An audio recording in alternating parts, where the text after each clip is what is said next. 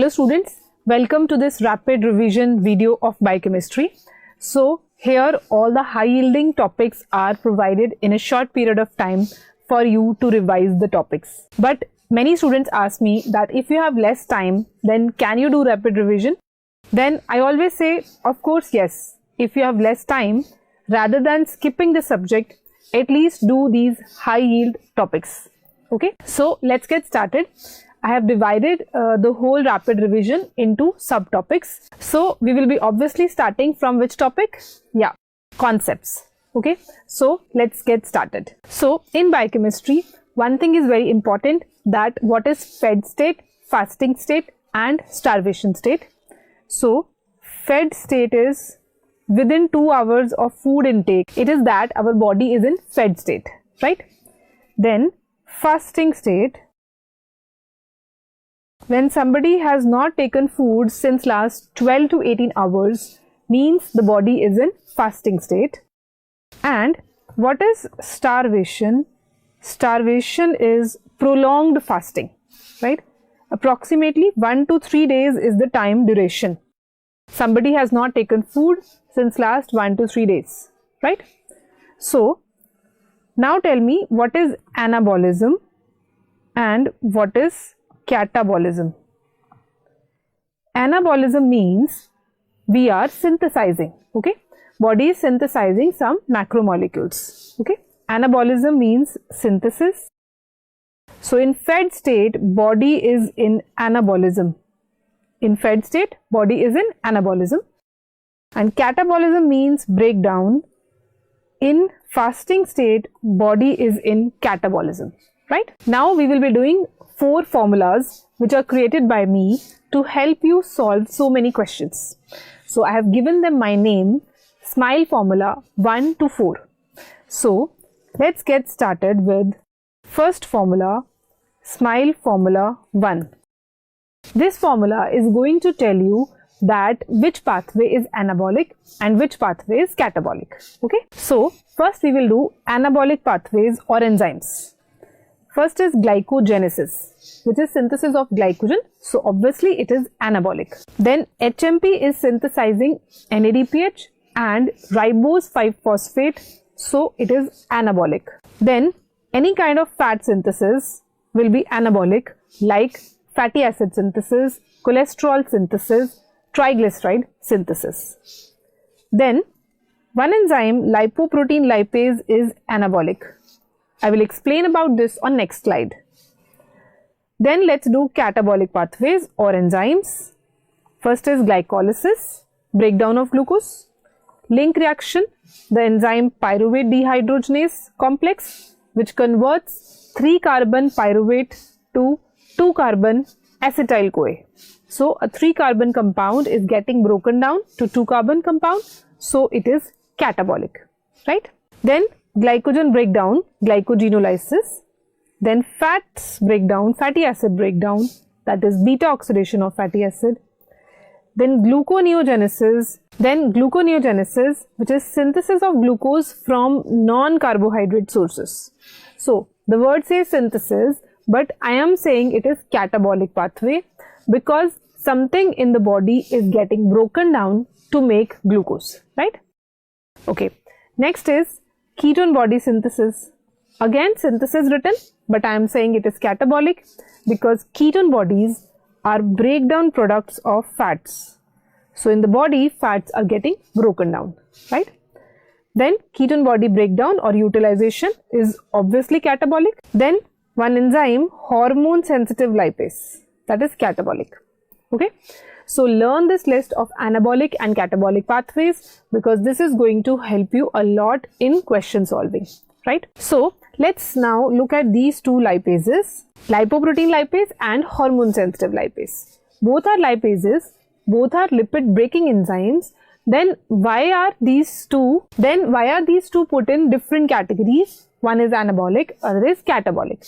Let's understand this on next slide. Now first we will take lipoprotein lipase.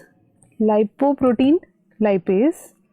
This enzyme is present where? That matters. This enzyme is present in the endothelium of blood vessels, right? Suppose this is blood vessel. On the side of blood vessel, we have peripheral tissue like adipose tissue, right?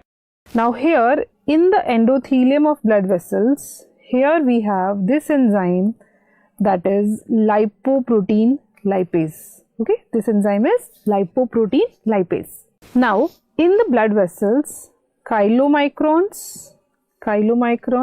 and VLDL, they are moving in circulation in the blood vessel, and they have triglycerides in them. They have lots of triglycerides in them, right?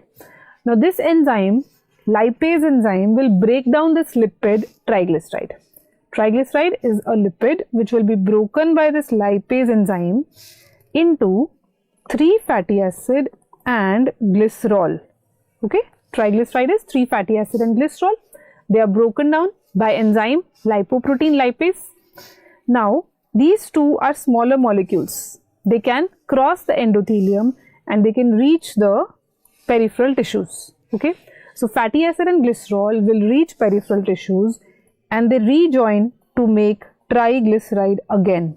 Okay, they rejoin to make triglyceride again. This is anabolic role in the body, because this way triglycerides are getting stored in the adipose tissue, right? So look, the overall picture, what has happened, that the fat which is moving in circulation, that is now getting stored in the adipose tissue. That's why I told that this lipoprotein lipase enzyme is anabolic enzyme, right? Now next, what about hormone sensitive lipase? Hormone sensitive lipase, HSL. This enzyme is catabolic because it is lying in the adipose tissue. Suppose this is adipose tissue cell, right? Here we have hormone sensitive lipase which will break down the stored triglyceride of adipose tissue. So again, triglyceride will be broken down to fatty acid and glycerol. We know that these are 3 fatty acids. In catabolic situation in the body, these fatty acids will go out of adipose tissue into the blood. From blood, they will go to liver, and in liver, beta oxidation of fatty acid will occur, right? So this is catabolic situation in the body, right? So this was our formula 1. Now coming to formula 2. So smile formula 2. These all formulas are gonna bring a smile on your face when you will solve questions, because your questions will be very easy after these. Okay.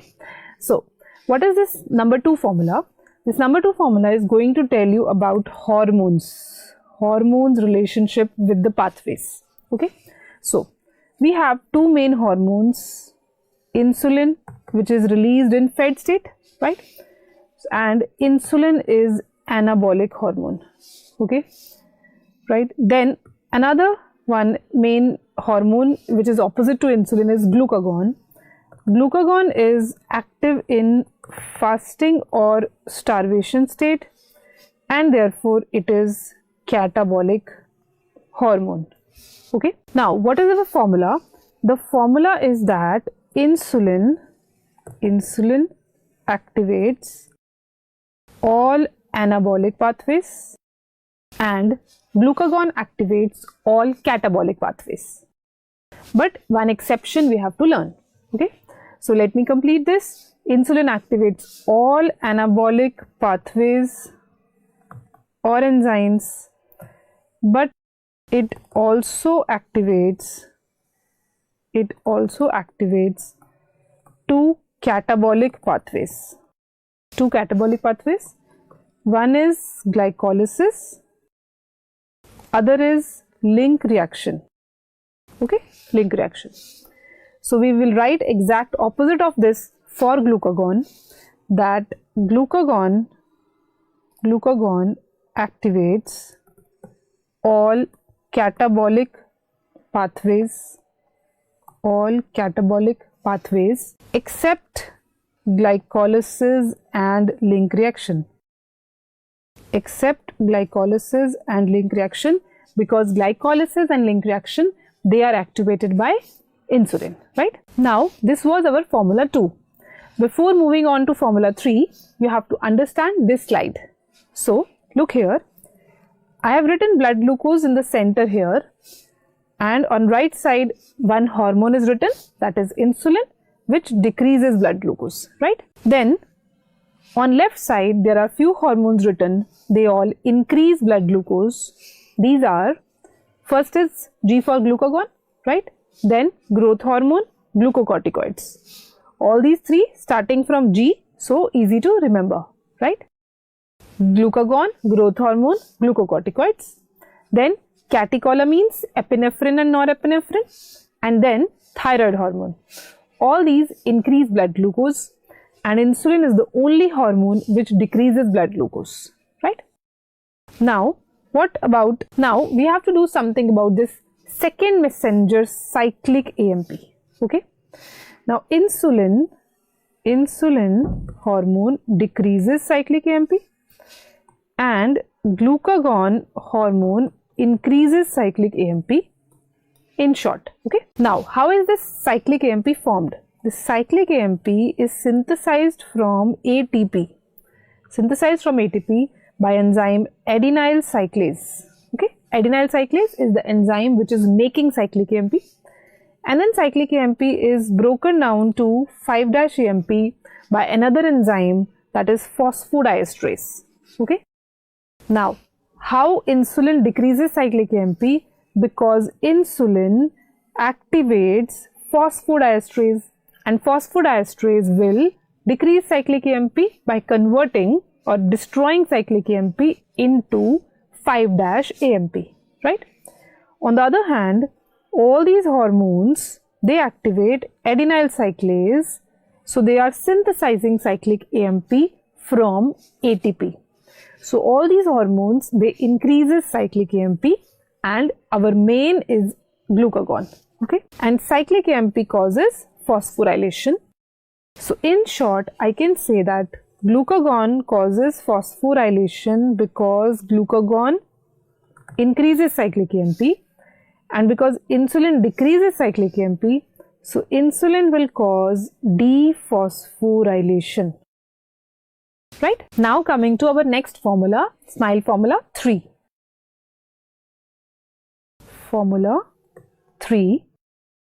This formula says that any pathway or enzyme which is activated by insulin, that enzyme will be active in its dephosphorylated state.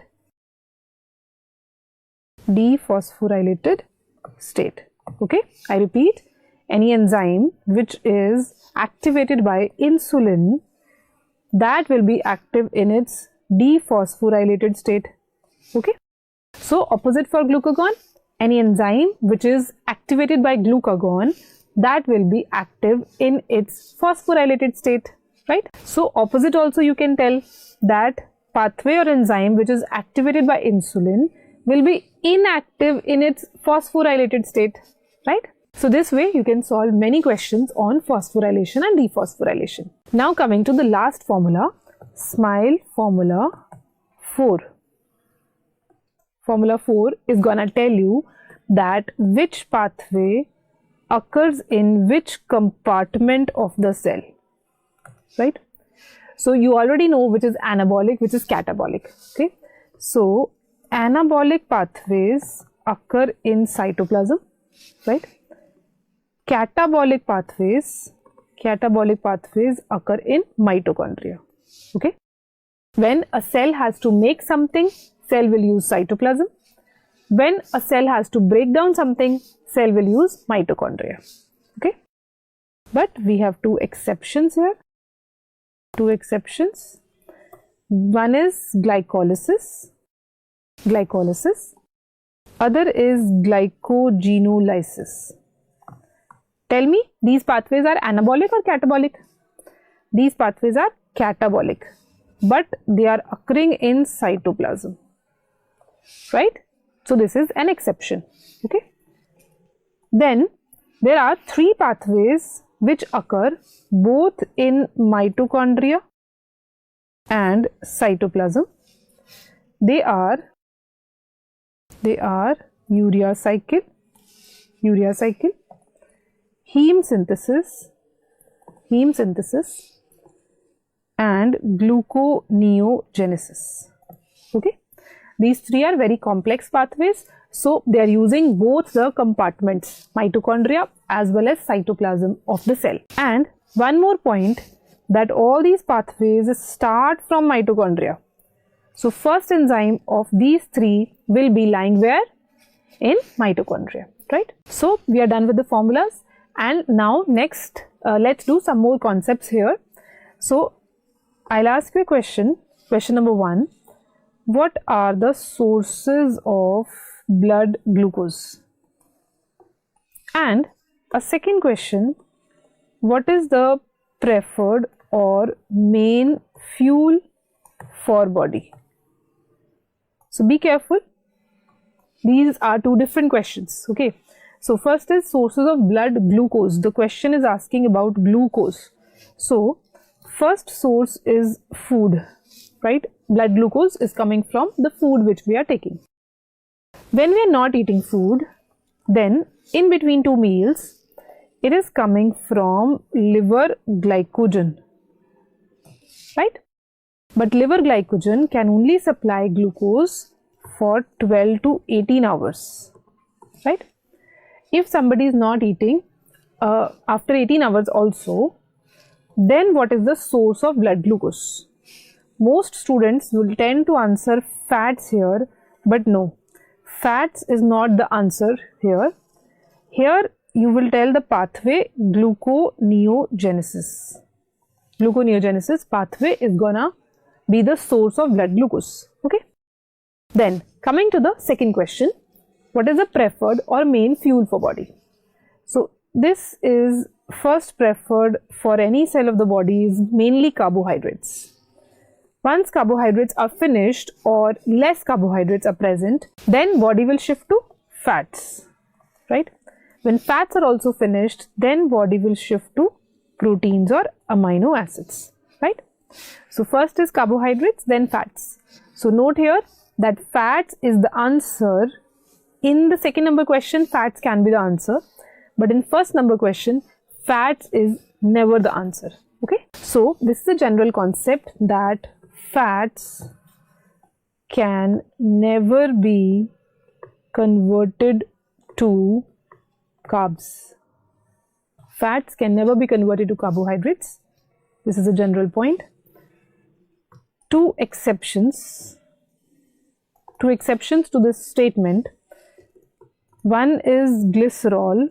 Glycerol can be converted to glucose, although glycerol is a breakdown product of fats. It is coming from triglycerides, right? But it can be converted to glucose. On the other hand, we have propionic acid. Okay. So these two can be converted to glucose. Propionic acid is also coming from breakdown of fats, that is odd chain fatty acids. Okay. Now let's see how glycerol is converted to glucose. Glycerol gets converted to DHAP. What is DHAP? Dihydroxyacetone phosphate, which is intermediate of glycolysis. So as it is intermediate of glycolysis, so by gluconeogenesis, it will be converted to glucose, right? What is this enzyme? Very important. This enzyme is glycerol 3-phosphate dehydrogenase, and the substrate is also glycerol 3-phosphate. So glycerol 3-phosphate gets converted to dihydroxyacetone phosphate DHAP by enzyme glycerol 3-phosphate dehydrogenase. So this enzyme is involved here, as well as this enzyme is also involved in glycerol phosphate shuttle. Then let's see how propionic acid is converted to glucose. Okay, so propionic acid, which is a 3-carbon fatty acid, which is coming from odd chain fatty acids. When odd chain fatty acids are broken down, then many molecules of acetyl-CoA will be released, but last molecule will be 3-carbon propionyl-CoA. Okay, so this is actually propionyl-CoA. So this is propionyl-CoA, 3-carbon. Okay, now this will be converted to dimethyl-malonyl-CoA. Malonyl is 3-carbon, but this methyl group is also there.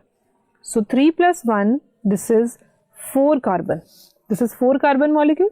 So from 3 to 4-carbon, what we are doing? We are adding carbon dioxide. An enzyme is propionyl-CoA carboxylase. Propionyl-CoA carboxylase. And any carboxylase uses biotin. Biotin is vitamin B7. Okay. Now, dimethyl-malonyl-CoA will be converted to L-methyl-malonyl-CoA. L-methyl-malonyl-CoA. Right. This D to L conversion, D and L interconversion is done by racemase enzyme. Right. Then L-methyl-malonyl-CoA, this is also 4-carbon compound. It will be converted to succinyl-CoA. Succinyl-CoA is also a 4-carbon compound. So here also it is an isomer. And what is happening here? Intramolecular transfer is occurring, right? So L-methyl-malonyl-CoA will be using enzyme mutase for intramolecular transfer and will be converted to succinyl-CoA. So this enzyme is methyl-malonyl-CoA mutase, right? And this enzyme requires vitamin B12. Now, succinyl-CoA is intermediate of TCA cycle. It is intermediate of TCA, and any TCA intermediate will be converted to oxaloacetate, and oxaloacetate is intermediate of gluconeogenesis, so it can make glucose, right? So this way you can see that how propionyl-CoA, which is coming from fats, breakdown of fatty acids, that is getting converted to glucose, right? So 2 more points on this slide. In case of B12 deficiency, this reaction will not occur. So this compound will be coming in urine, that is L-methyl-malonic acid will be coming in urine, and this is responsible for the peripheral neuropathy of B12 deficiency, right? And this is called methylmalonyluria, methylmalonic acid in urine, right? Then one more point, B7. In case of B7 deficiency, which acid will be coming in urine? Then this reaction will not occur. So propionic acid will be coming in urine in B7 deficiency, right? Then next we will be doing the scene of body in fasting state. It is very, very important chart. This will help you in solving so many questions. So listen to it carefully. Now, in fasting or starvation, as I already told you, that adipose tissues will be broken down by enzyme hormone sensitive lipase, and fatty acids will be released in blood, right? These fatty acids will go to liver. In liver, what is happening? These fatty acids will be broken down. By which pathway? Beta oxidation of fatty acids, right? Now, beta oxidation of fatty acids will release acetyl-CoA. For example, it is a 16-carbon fatty acid, palmitic acid. So, 8 molecules of acetyl-CoA will be released, right? So, lots of acetyl-CoA will be released, and there are many fates of these acetyl-CoA. The first fate of this acetyl-CoA to enter into TCA cycle so that it can give energy. TCA will give energy to liver, right? So, the first fate is entering into TCA, right? So that liver gets energy. Only if liver gets energy, then only liver can take care of the other things in the body, right? So, once energy is enough for liver, then the remaining molecules of acetyl-CoA, for remaining molecules, the next fate will be, second fate will be getting converted to ketone body. Why ketone body? Because ketone body is for vital organs, that is heart and brain, right? So be careful that these acetyl-CoA are starting material for ketone body and acetyl-CoA are getting converted to ketone bodies here, right? Then once enough of ketone bodies are synthesized in the body, then the remaining molecules of acetyl-CoA will be activating this pathway of gluconeogenesis. Yeah, be careful. Acetyl-CoA is not getting converted to glucose. Acetyl-CoA is never the substrate for gluconeogenesis. Be careful. What I have written here? Acetyl-CoA activates this pathway. Okay. First step of gluconeogenesis, that is pyruvate carboxylase, is activated by acetyl-CoA, right? So we have derived one more thing here, that acetyl-CoA is never glucogenic. It can never be converted to glucose, right? Then let me tell you about diabetes. There are lots of conceptual biochemistry questions asked on diabetes. And if you have understood the fed and fasting state which I have told, then it is very easy for you to solve all the questions on diabetes. See, what is in diabetes? There is either decreased or absent insulin. Okay, so when insulin is not there, glucose from blood is unable to go into peripheral tissues or peripheral cells of the body. So cells will think that we are in fasting, we are not getting glucose, means they will think that we are in fasting. So they will activate all the catabolic things, all the catabolic pathways in the body, right? So diabetic situation is same like fasting or starvation situation. Same like fasting or starvation situation, that catabolic pathways will be activated, anabolic pathways will be decreased, right?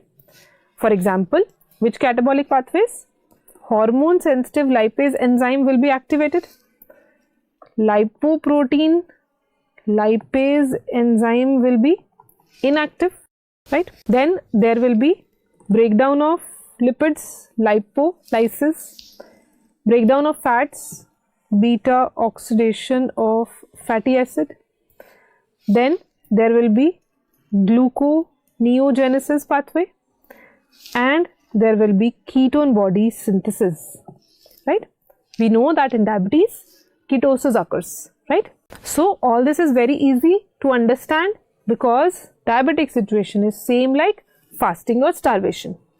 But one anabolic thing occurs in diabetes. You have to understand this concept. So let's understand only one anabolic thing. Right now I'm writing thing, okay?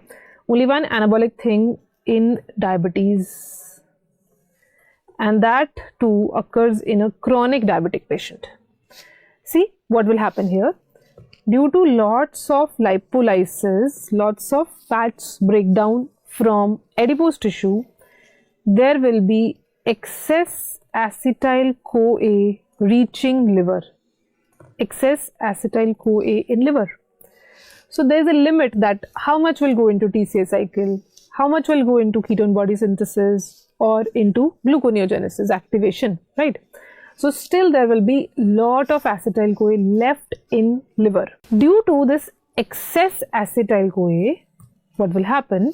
This excess acetyl-CoA will be diverted to fat synthesis in liver. We are talking of liver now. So fat synthesis in liver, right? So be careful. I'm not saying fat synthesis occurring in adipose tissue. No. In adipose tissue, it is lipolysis only, breakdown of fats only occurring. But due to excess acetyl-CoA in liver, fats are getting formed. So what will be formed?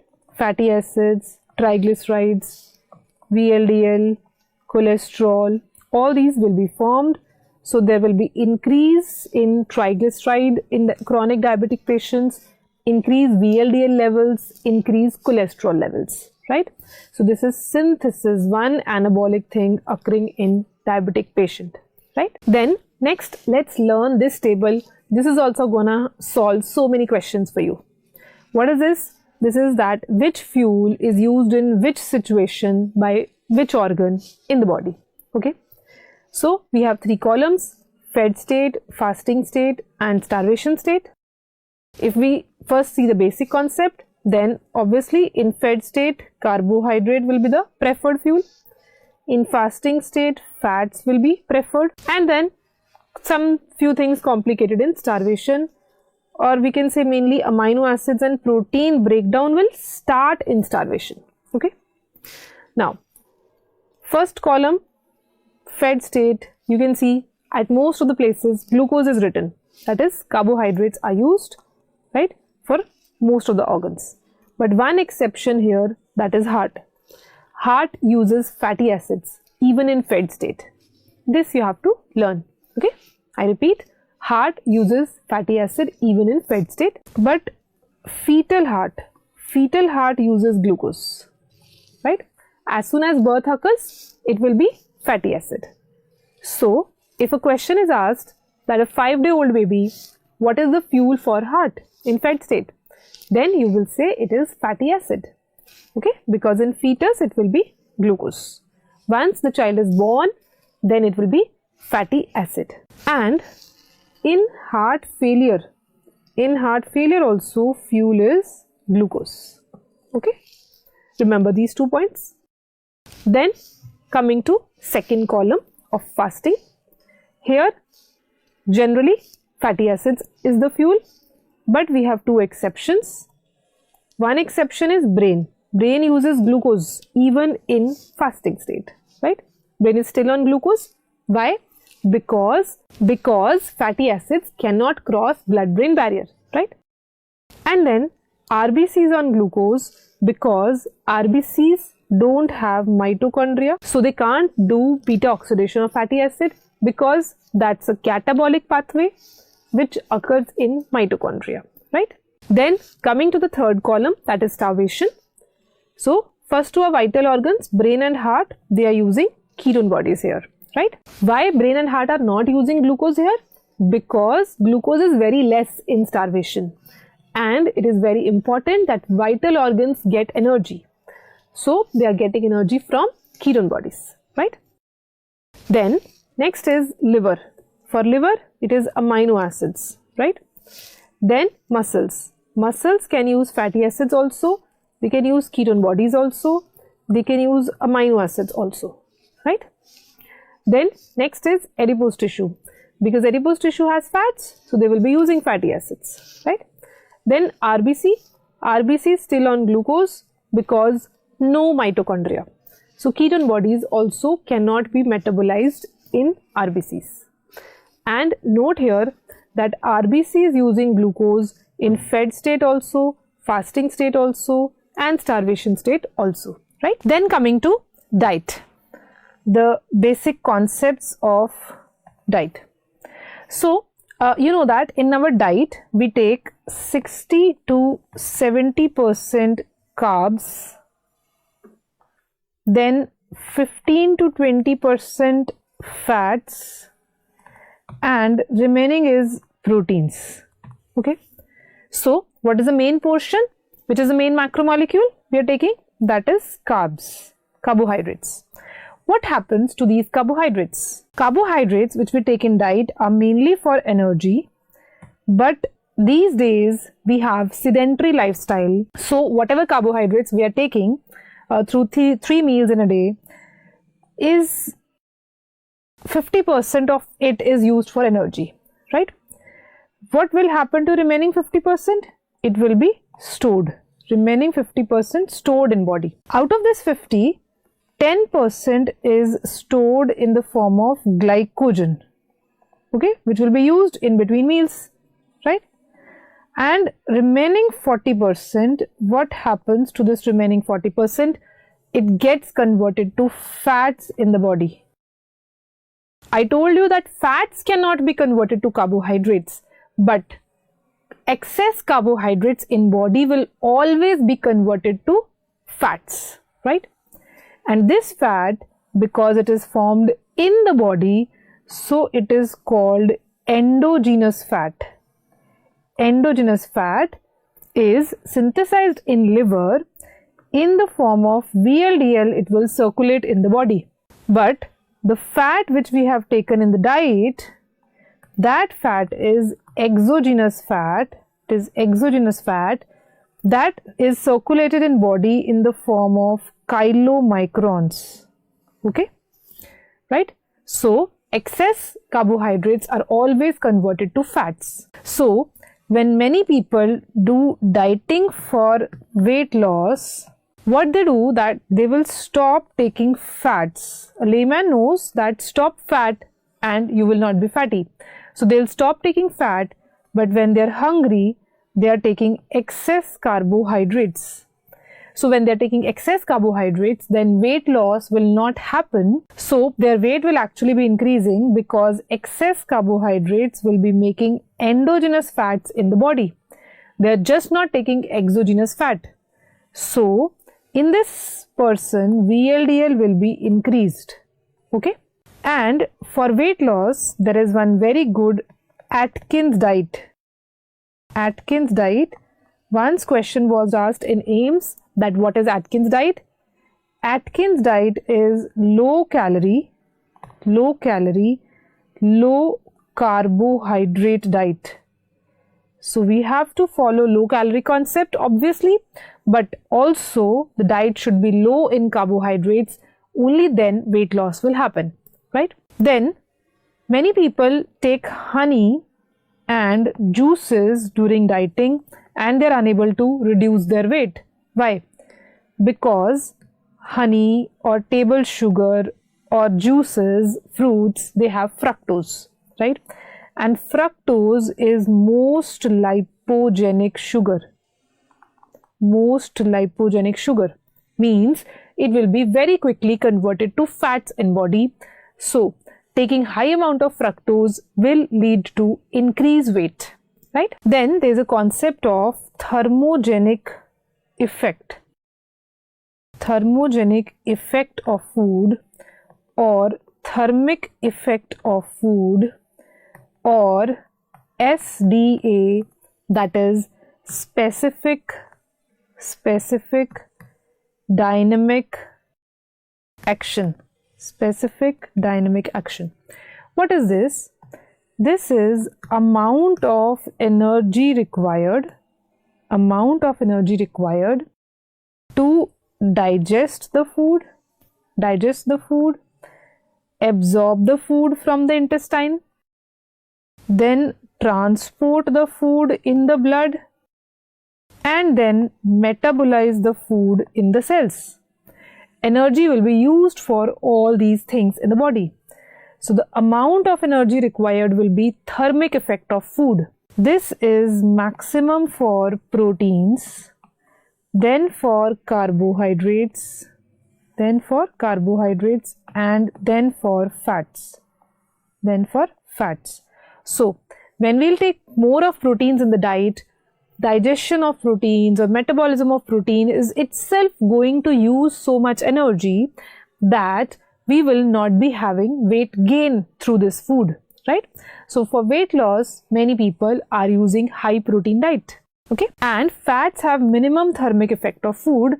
That's why eating fats will lead to weight gain, right? So students, next in concepts, we will be doing enzymes classification and some basics of enzymes, which will help you a lot in understanding and joining so many things. So let's start with enzyme classification.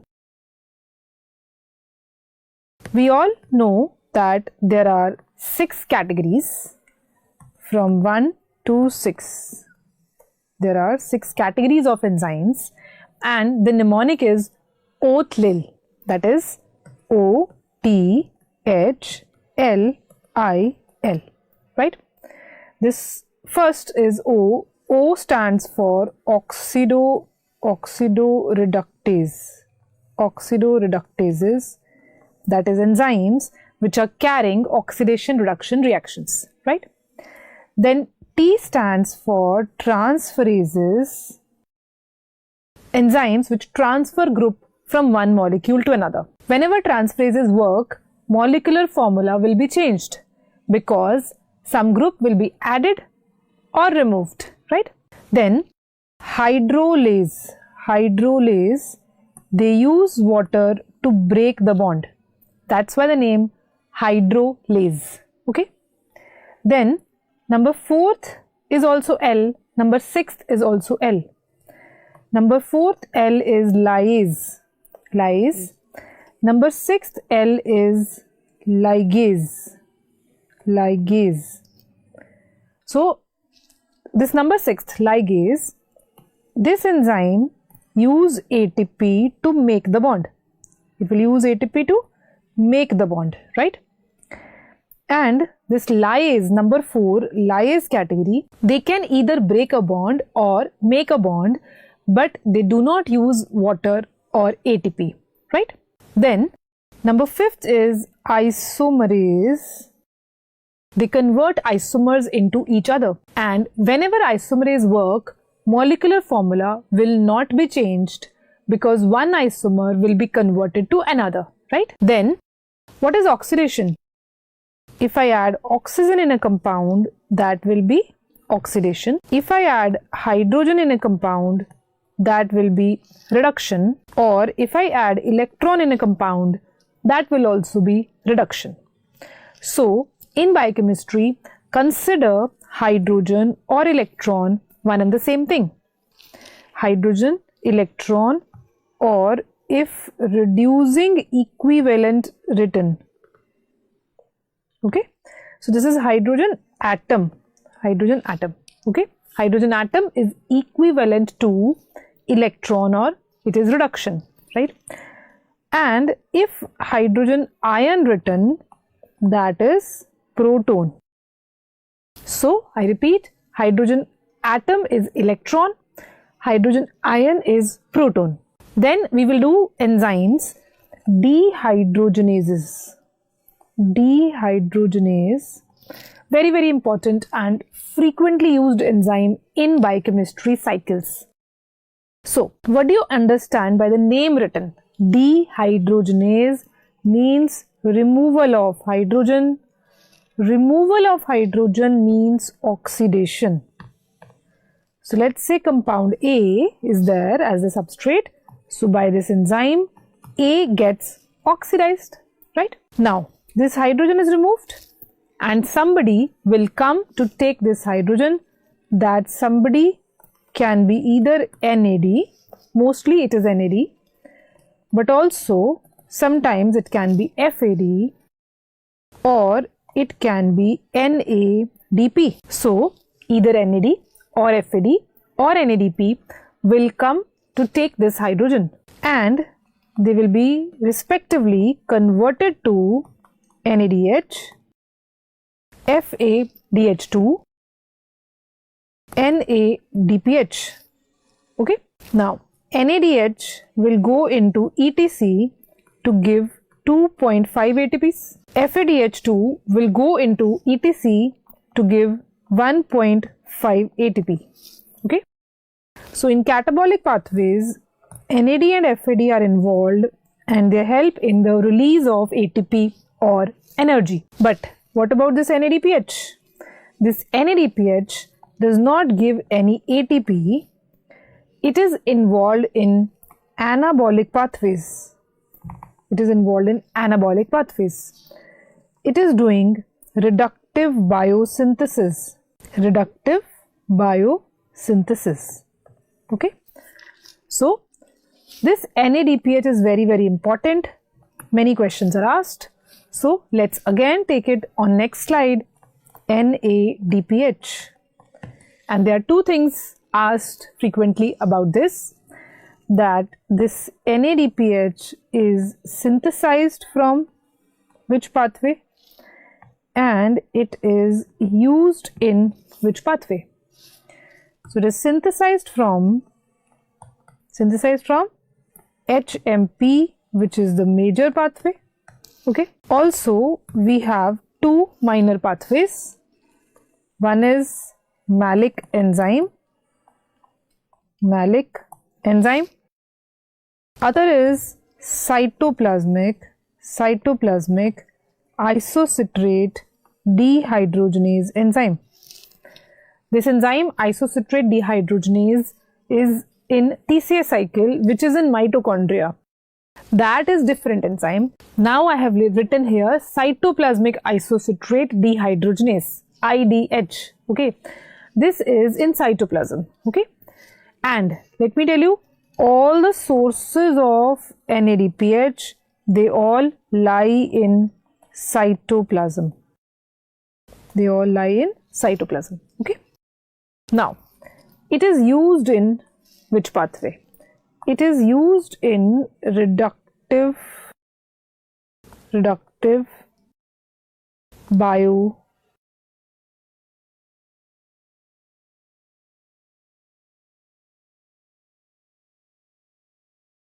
It is used in reductive biosynthesis. What do you mean by this? In anabolic pathways, enzyme reductase is working. In anabolic pathway, reductase enzyme is working. So, let's say A is the substrate. So, A will be getting reduced. How to reduce this A? By adding hydrogen. So, hydrogen will be added. This hydrogen will be coming from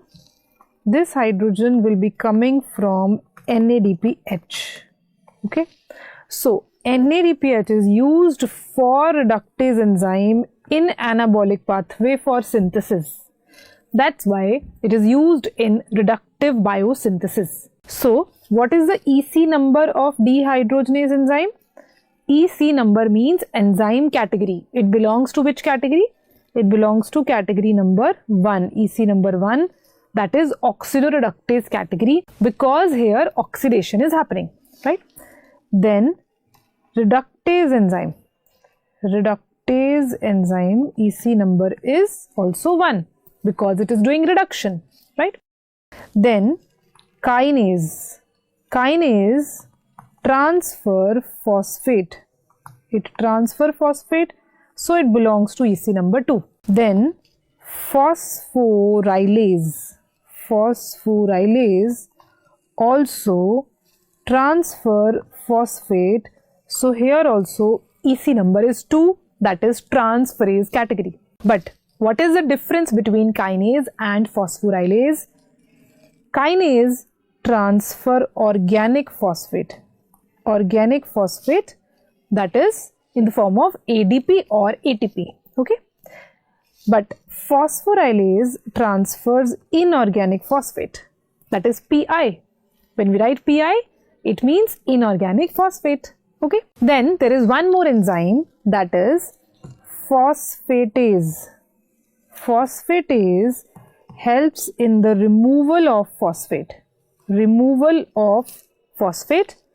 And here EC number is 3 because it uses water to break the phosphate bond, right? Then whenever kinase work, either ATP is used and ATP is converted to ADP, okay? ATP will be used, or ATP is produced by kinase. When ATP is produced by kinase, then it is known as substrate level phosphorylation, because now ADP will be converted to ATP. At the level of substrate, this thing happens without requiring ETC. Okay. And very few ATPs in our cells are formed by SLP, that is substrate level phosphorylation. On the other hand, we have ETC, which is responsible for making most of the ATPs of the cells, and this is known as oxidative phosphorylation. Okay, so here also ATPs are formed, but this is very complex way of ATP formation. via ETC. But substrate level phosphorylation involves only one step, right? Then for synthesis, we have two enzymes. For synthesis, we have synthase, which will not use ATP for synthesis. On the other hand, we have synthetase. They will use ATP for the synthesis. So, enzyme category number, EC number for synthase is 4. EC number for synthetase is 6, right? So, we can say that all synthases are lyases. All synthases are lyases, that is EC number 4. But we have few exceptions here. We have 4 exceptions here. One is nitric oxide synthase, that is also a synthase, but it belongs to EC number 1 and not 4. Then is glycogen synthase, citrate synthase, they belong to EC number 2 and not 4, right? Then is ATP synthase, EC number 3 and not 4, okay? So these few synthases are not lyases. Then our next enzyme is carboxylase.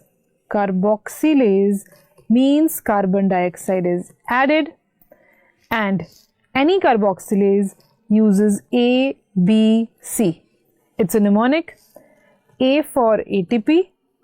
Any carboxylase will use ATP and will add carbon in the compound. So EC number will be 6. EC number 6 because it is using ATP to make the bond. Okay. Okay. So our mnemonic is carboxylase use ABC. A for ATP, B for biotin, that is vitamin B7, C for obviously carbon dioxide, and one more thing, that is magnesium is used by all the carboxylases, right? So this was carbon dioxide addition. Now removal of carbon dioxide is known as decarboxylation. Decarboxylation, okay. This is of two types: oxidative decarboxylation and simple decarboxylation. Oxidative decarboxylation uses vitamin B1 as coenzyme and EC number is 1. Simple decarboxylation uses vitamin B6 as coenzyme and EC number is 4 here. Now, oxidative decarboxylation, what is the enzyme involved? The enzyme is dehydrogenase. So, imagine there is a reaction, enzyme is dehydrogenase and carbon dioxide is getting removed. So, that will be oxidative because dehydrogenase will do oxidation and this is decarboxylation. So, that will be oxidative decarboxylation and EC number of dehydrogenase is 1. That's why EC number is 1 here, right? Then in simple decarboxylation, the carbon dioxide is removed simply, right? Carbon bond is broken without using ATP or water. So it is in lyase category, EC number 4, right? Then look at one basic point, that from amino acid, if acid is removed, or you can say this acidic group COO or COOH, or you can say carbon dioxide is removed, right? So from amino acid, if acid is removed, we are left with amine, okay? And this is simple decarboxylation. Most of the times in amino acids, this simple decarboxylation occurs, right? So example, histidine will form histamine. Histidine will form histamine. Tryptophan will make tryptamine. tryptamine. Okay. Tyrosine will make tyramine. So amine, because only amino group is left and acid group is lost. Then other examples, dopa will be converted to dopamine, right? Serine will be converted to ethanolamine, okay? Then cysteine will be converted to beta mercaptoethanolamine, So all these are amines, right? Then look at this amino acid, glutamate. Glutamate will be converted to GABA. GABA is gamma amino butyric acid. This is not an amine, this is an acid. Why? Because glutamate is an acidic amino acid having 2 carboxy groups and 1 amino group. So if 1 carboxy group is lost, then there is 1 acid group and 1 amino group. That's why gamma amino, at gamma position amino is present. Butyric means 4 carbon and acid because one acid group is present. Okay. So this is acidic amino acid. Then let's take one example of basic amino acid, lysine. Lysine has 2 amino groups and 1 carboxy group. So if 1 carboxy group is lost by simple decarboxylation, then we get cadaverine, which is a diamine because it has 2 amino groups left in it, right? So this was that from amino acid is removed and amine is formed. Also note that from amino acid, if amino group is lost, then acid is left. And this is a keto acid. Okay. It is called alpha keto acid because all amino acids are alpha amino acids, right? So next topic is rate limiting enzymes. So let's do rate limiting enzymes or regulatory enzymes of all the pathways. So starting from glycolysis. In glycolysis, there are 3 regulatory enzymes. They are also the irreversible enzymes of glycolysis. These are hexokinase or glucokinase. Right? Then PFK1, that is phosphofructokinase, which is the rate limiting enzyme. Okay. And third is pyruvate kinase. Okay. So what I am saying is these 3 are regulatory or irreversible steps. And which is rate limiting? Rate limiting is PFK1. So what is the reaction of this enzyme PFK1? Reaction is fructose 6-phosphate gets converted to fructose 1,6-bisphosphate, right? So what is the activator of this enzyme? Activator is fructose 2,6-bisphosphate is the activator and AMP is the activator, right? So low energy state is the activator of this enzyme so that this enzyme will break down more glucose to produce more energy, right? On the other hand, high energy state like ATP, presence of citrate, which shows high energy state in the cell, that will be the inhibitor of this enzyme. Then in gluconeogenesis, 3 enzymes are rate limiting enzymes. Okay, that is pyruvate carboxylase, PEP-CK and fructose 1,6-bisphosphatase. This fructose 1,6-bisphosphatase is the main enzyme here. Then next let's do for Krebs cycle or TCA cycle. Again, there is no one rate limiting for TCA. There are 3 rate limiting enzymes for TCA cycle. That is citrate synthase, alpha ketoglutarate dehydrogenase enzyme, and isocitrate dehydrogenase. Okay, out of these, most important is isocitrate dehydrogenase. This enzyme is stimulated by ADP and it is inhibited by ATP and NADH, right?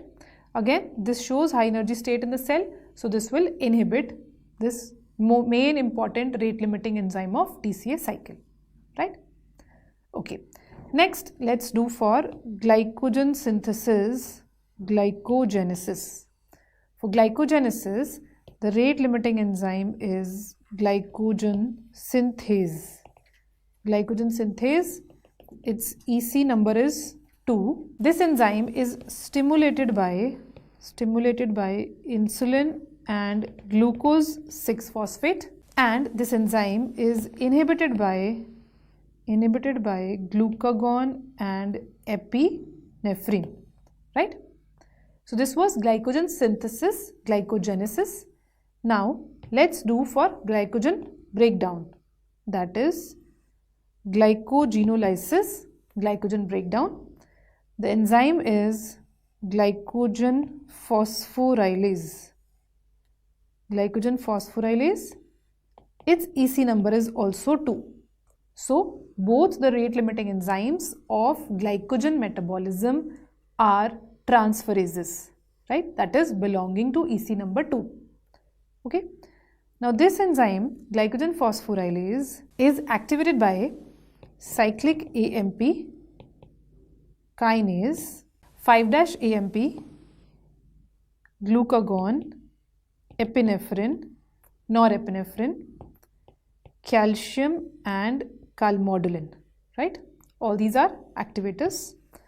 Then inhibitors of this enzyme, insulin, phosphatase enzyme, energy, ATP, glucose 6-phosphate and fructose 6-phosphate, right?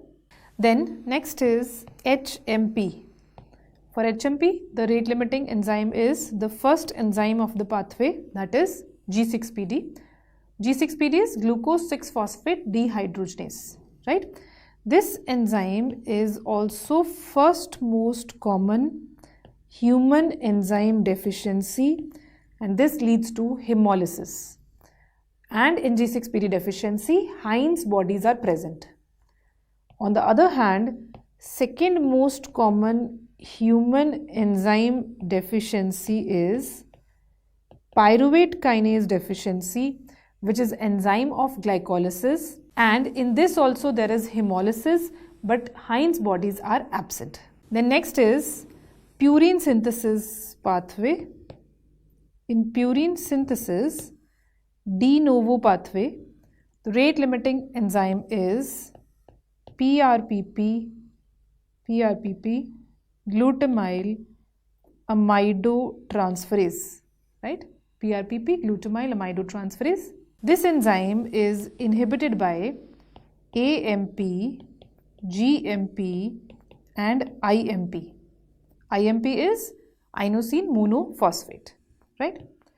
Then rate limiting enzyme of purine catabolism is xanthine oxidase. This enzyme is an oxidase, but it does not require copper, right? And this enzyme, the inhibitor of this enzyme is allopurinol. Allopurinol is a suicide inhibitor of this enzyme, right?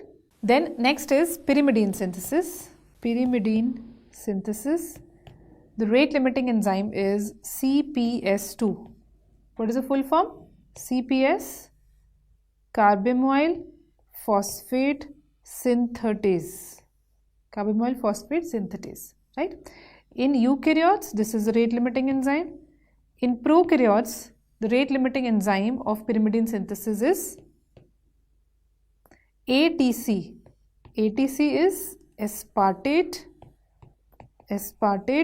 transcarbamylase, right? Aspartate transcarbamylase. Then in urea cycle, the rate limiting enzyme is CPS1. The CPS1 enzyme is present in cytoplasm and is the rate limiting of urea cycle. This CPS1 enzyme is present in mitochondria. On the other hand, CPS2 enzyme is present in cytoplasm, right? And the activator of CPS1 is NAG. NAG is NAG or N-acetyl glutamate, right? Which is synthesized by enzyme NAG synthase. And also note, arginine is the activator of enzyme NAG synthase. Then fatty acid synthesis and beta oxidation of fatty acid. I am taking both of them together so that I can tell you reciprocal regulation also here along with the rate limiting enzyme. So one is beta oxidation of fatty acid, other is fatty acid synthesis. In fatty acid synthesis, the first step is acetyl-CoA to malonyl-CoA formation. 2 carbon to 3 carbon, and here is the rate limiting enzyme, that is acetyl-CoA carboxylase. Acetyl-CoA carboxylase or malonyl-CoA synthetase. Synthetase because any carboxylase uses ATP. So this enzyme also uses ATP. So this is the rate limiting enzyme in fatty acid synthesis. And in beta oxidation of fatty acid, acyl-CoA is formed in cytoplasm. This acyl-CoA has to enter into mitochondria because beta oxidation main pathway will occur in mitochondria. So there is a guard CPT1 enzyme present here in outer mitochondrial membrane, which will allow the entry of acyl-CoA into the mitochondria for beta oxidation, and this enzyme CPT1 is the rate limiting enzyme of beta oxidation. And we know that this malonyl-CoA, which is 3 carbon compound, it is the inhibitor of CPT1. So this inhibition helps in reciprocal regulation. Reciprocal regulation means out of these two opposite pathways, only one will be activated at one time. So let's say there is fed state in body. So in fed state, this fatty acid synthesis will occur and malonyl-CoA will be formed. This will inhibit CPT1. So when CPT1 is inhibited, beta oxidation cannot occur. So in fed state, fatty acid synthesis occurs, but beta oxidation does not occur. And in fasting state, this malonyl-CoA will not be formed. This malonyl-CoA will not be formed in fasting state. So beta oxidation will occur because CPT1 will be active. Then next is ketone body synthesis pathway. Here rate limiting enzyme is HMG-CoA synthase. HMG-CoA synthase. Then in cholesterol synthesis, the rate limiting enzyme is HMG-CoA reductase. HMG-CoA reductase. This is inhibited by the product mevalonate of this reaction. Mevalonate, statins, cholesterol and bile acids, right? And this enzyme is stimulated by insulin and thyroxine, right? Then bile acid synthesis, rate limiting enzyme is 7-alpha hydroxylase.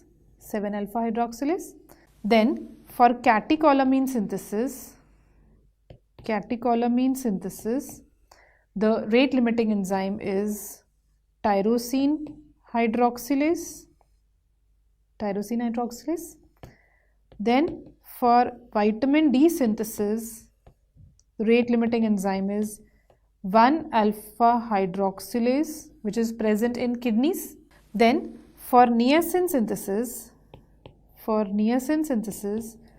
rate limiting enzyme is QPRTase. The full form is quinolate phosphoribosyl transferase, right? So moving on to energetics of all the cycles and pathways of biochemistry, and let's get started. So first I will be taking energetics of glycolysis, right? So look here, this is the pathway. Glycolysis on left hand side, gluconeogenesis on right hand side. So from glucose to pyruvate, 2 molecules of pyruvate, this is glycolysis, and opposite is gluconeogenesis.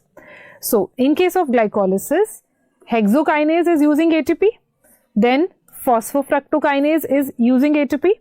These two enzymes are using ATPs, and then in phase 2, phosphoglycerate kinase and pyruvate kinase, these two enzymes are producing ATP via substrate level phosphorylation, and there is one enzyme dehydrogenase, glyceraldehyde 3-phosphate dehydrogenase, it is producing NADH. And anything in phase 2, that is this phase 2 is multiplied by 2.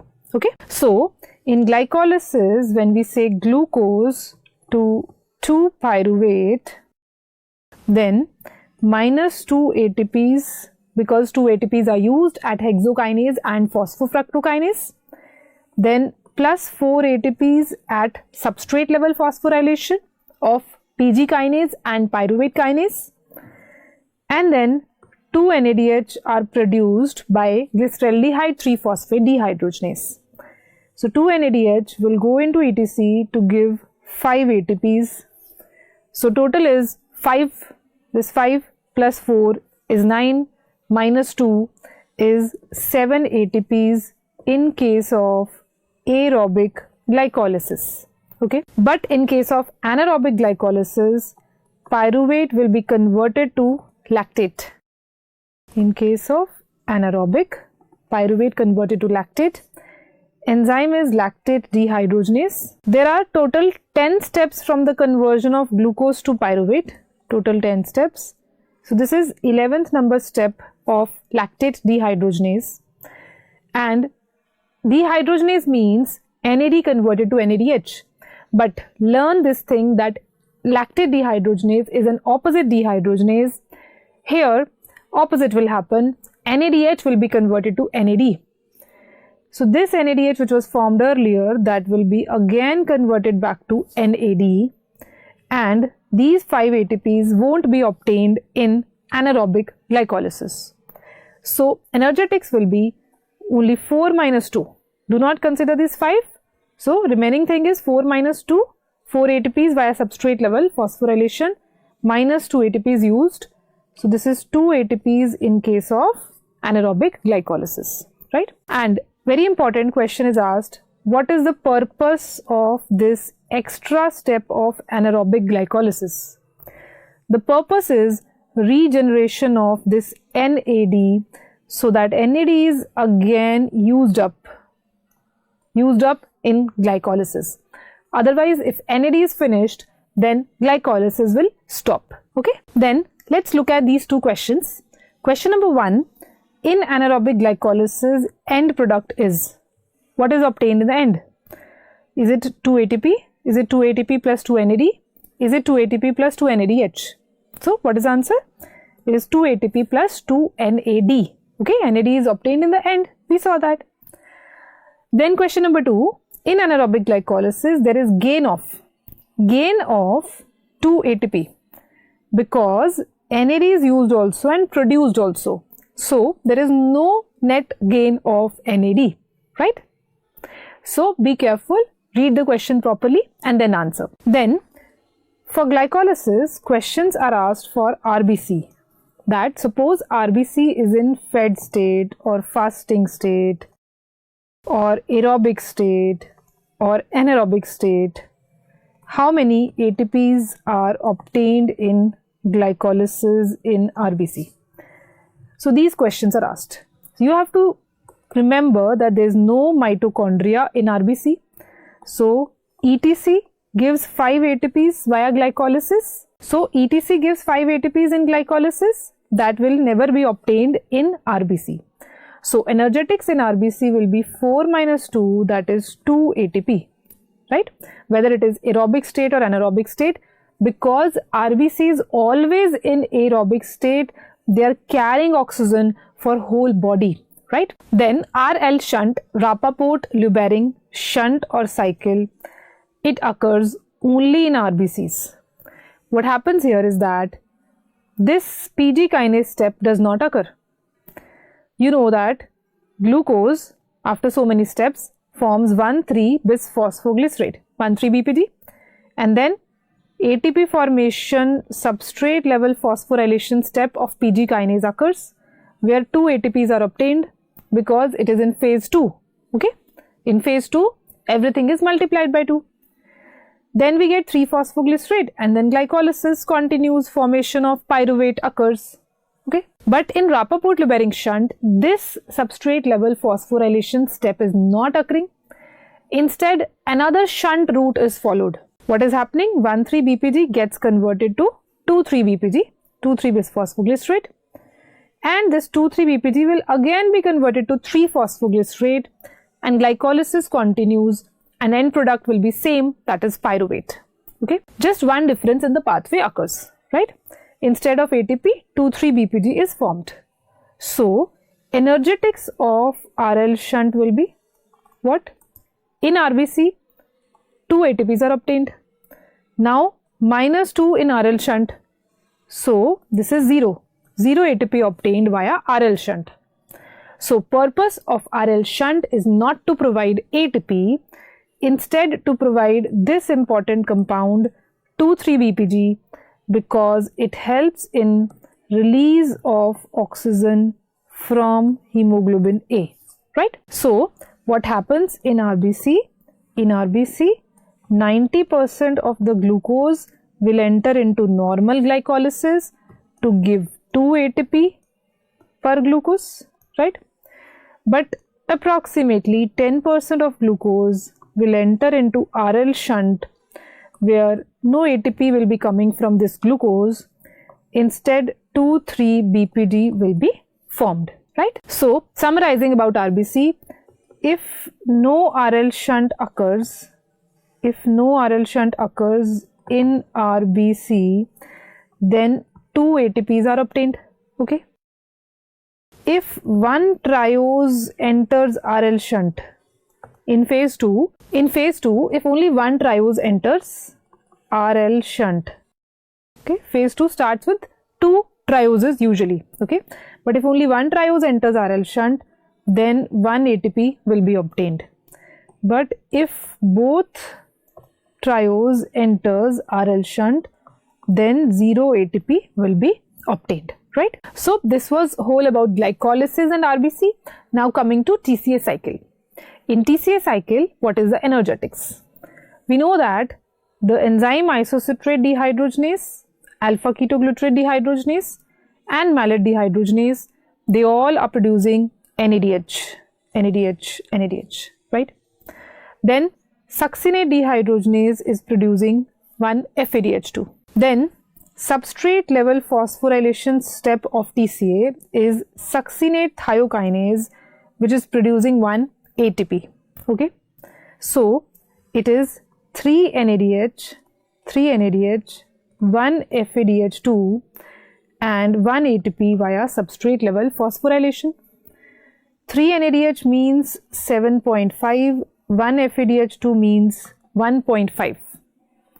So total is 10 ATPs per acetyl-CoA.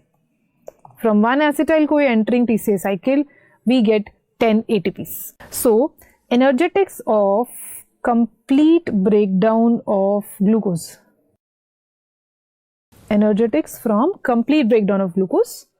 So glucose will be entering into glycolysis, giving 2 pyruvate. Then pyruvate will go into link reaction, making 2 acetyl-CoA. This acetyl-CoA will go into TCA cycle, right? So in glycolysis, here we get 7 ATPs. In link reaction, we will be getting 2 NADH. So this will give 5 ATPs. Then in TCA, 1 acetyl-CoA gives 10 ATPs. So 2 acetyl-CoA will give 20 ATPs. So this is 20 plus 12, that is 32 ATP on complete breakdown of 1 glucose, right? Then let's do Pasteur's and Warburg effect. Pasteur's effect occur in normal cells of the body, and it says that if oxygen is present, then anaerobic glycolysis will not occur. Anaerobic glycolysis will be inhibited, right? But there is Warburg effect. Warburg effect occur in cancerous cells of the body, cancerous cells, and it says that even if oxygen present or not present, oxygen present or absent, what will happen? Always glucose will be converted to lactate. Glucose to lactate is which pathway? It is glycolysis, and this glycolysis can occur in the presence of oxygen also. So they have given the name, that is aerobic glycolysis. So it is called as aerobic glycolysis, having end product lactate. So this glucose will not enter into ETC.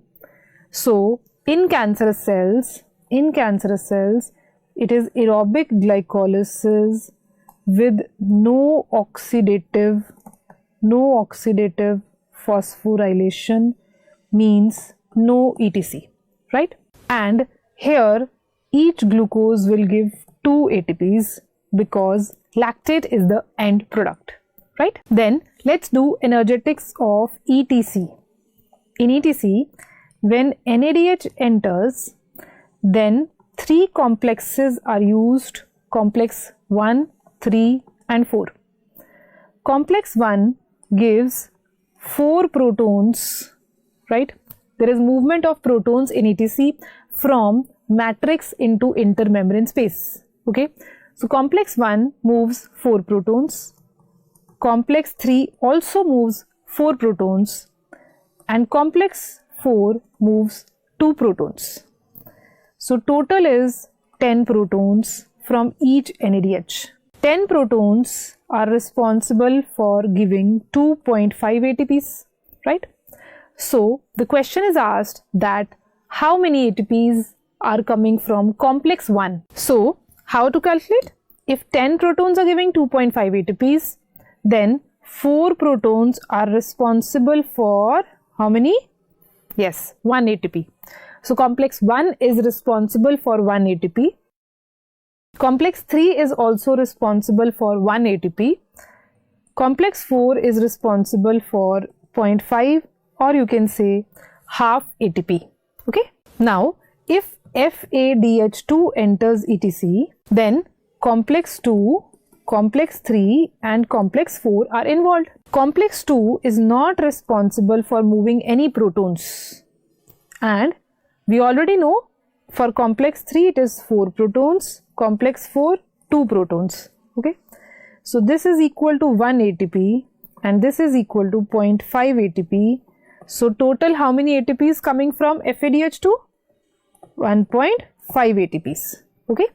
So be careful, if they are asking FADH2 then 1.5 ATP, if they are asking complex 3 then 1 ATP, or whatever complex they are asking, you answer according to that and be careful in reading the question. Then shuttles,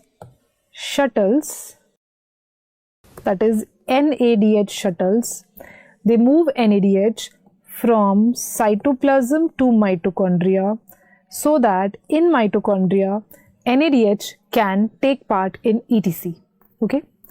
So we have 2 shuttles. One is malate shuttle, in which if this is cytoplasm, this is mitochondria, this is inner mitochondrial membrane, then here what is happening? NADH is taken from cytoplasm and NADH is delivered in mitochondria with the help of some enzymes and some molecules, right? And malate is one molecule which crosses inner mitochondrial membrane. That's why shuttle is malate shuttle. Okay? Okay? Because NADH cannot cross inner mitochondrial membrane. Our second shuttle is glycerol phosphate shuttle, in which what is happening? This is inner mitochondrial membrane, this is cytoplasm, and this is mitochondria. Here NADH is taken from cytoplasm and FADH2 is delivered in mitochondria, right? And this shuttle, glycerol phosphate shuttle, is present in brain and skeletal muscles because this shuttle is quick in supply of ATP. Although it is giving less ATP, obviously FADH2 will give 1.5 ATP. Although less ATP, but it's a quick source of ATP which is required in brain and skeletal muscles. Skeletal muscles are used in flight and fright response, and brain also requires quick supply of energy. That's why this shuttle is present here. So look at this question and solve it. Question is, shuttle is required for or is used for glycolysis, TCA, link reaction, all. Usually students tend to mark all, but all is not the answer here.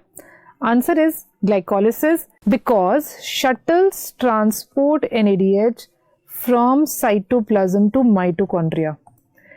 A pathway which is occurring in cytoplasm, that pathway requires shuttle.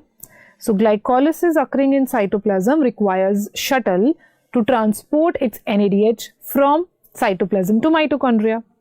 But TCA is already occurring in mitochondria. Link reaction is also already occurring in mitochondria. They are producing their NADH already in mitochondria and it will directly go into ETC in mitochondria. There is no need of shuttles for TCA and link reaction, right? Then next solve this question. If aerobic glycolysis uses glycerol shuttle, then how many ATPs are formed? So aerobic glycolysis occurs in cytoplasm. This is inner mitochondrial membrane. Right side is mitochondria. So in aerobic glycolysis, glucose to 2-pyruvate. We already know the energetics is -2 and +4 ATP and 2 NADH are obtained here. Okay. These 2 NADH are going into mitochondria via glycerol shuttle. Okay. See, whenever we do energetics, by default we take malate shuttle. But now the question is mentioning glycerol phosphate shuttle, so we can calculate accordingly. And we know that in glycerol phosphate shuttle, we will get FADH2 in mitochondria. Okay. So these FADH2 will give 3 ATPs. Okay. 1.5 into 2. 1.5 into 2 is 3 ATPs. So -2 + 4 and +3. -2 + 4 + 3 is equal to 5 ATPs. So 5 ATPs in aerobic glycolysis. Normally we get 7 ATPs. But now because of glycerol phosphate shuttle, we are getting 5 ATPs. Then energetics of urea cycle. In urea cycle, there are 5 steps. First step occurring in mitochondria, rate limiting enzyme, carbamoyl phosphate synthetase 1, CPS1, converting carbon dioxide and ammonia into carbamoyl phosphate. Okay. Here 2 ATPs are used. Okay. Then second step also occurring in mitochondria, carbamoyl phosphate and ornithine joins to make citrulline. Enzyme is OTC, ornithine transcarbamylase. This enzyme is most common urea cycle defect. Also note down, this enzyme is absent in brain. Okay. Then other 3 steps, 3rd, 4th, 5th occurring in cytoplasm. So this is cytoplasm. Citrulline comes out. Here 3rd step is that citrulline joins aspartate, making a big compound arginosuccinate. To make this big compound, ATP gets converted to AMP. Usually ATP gets converted to ADP. That is equivalent to 1 ATP used.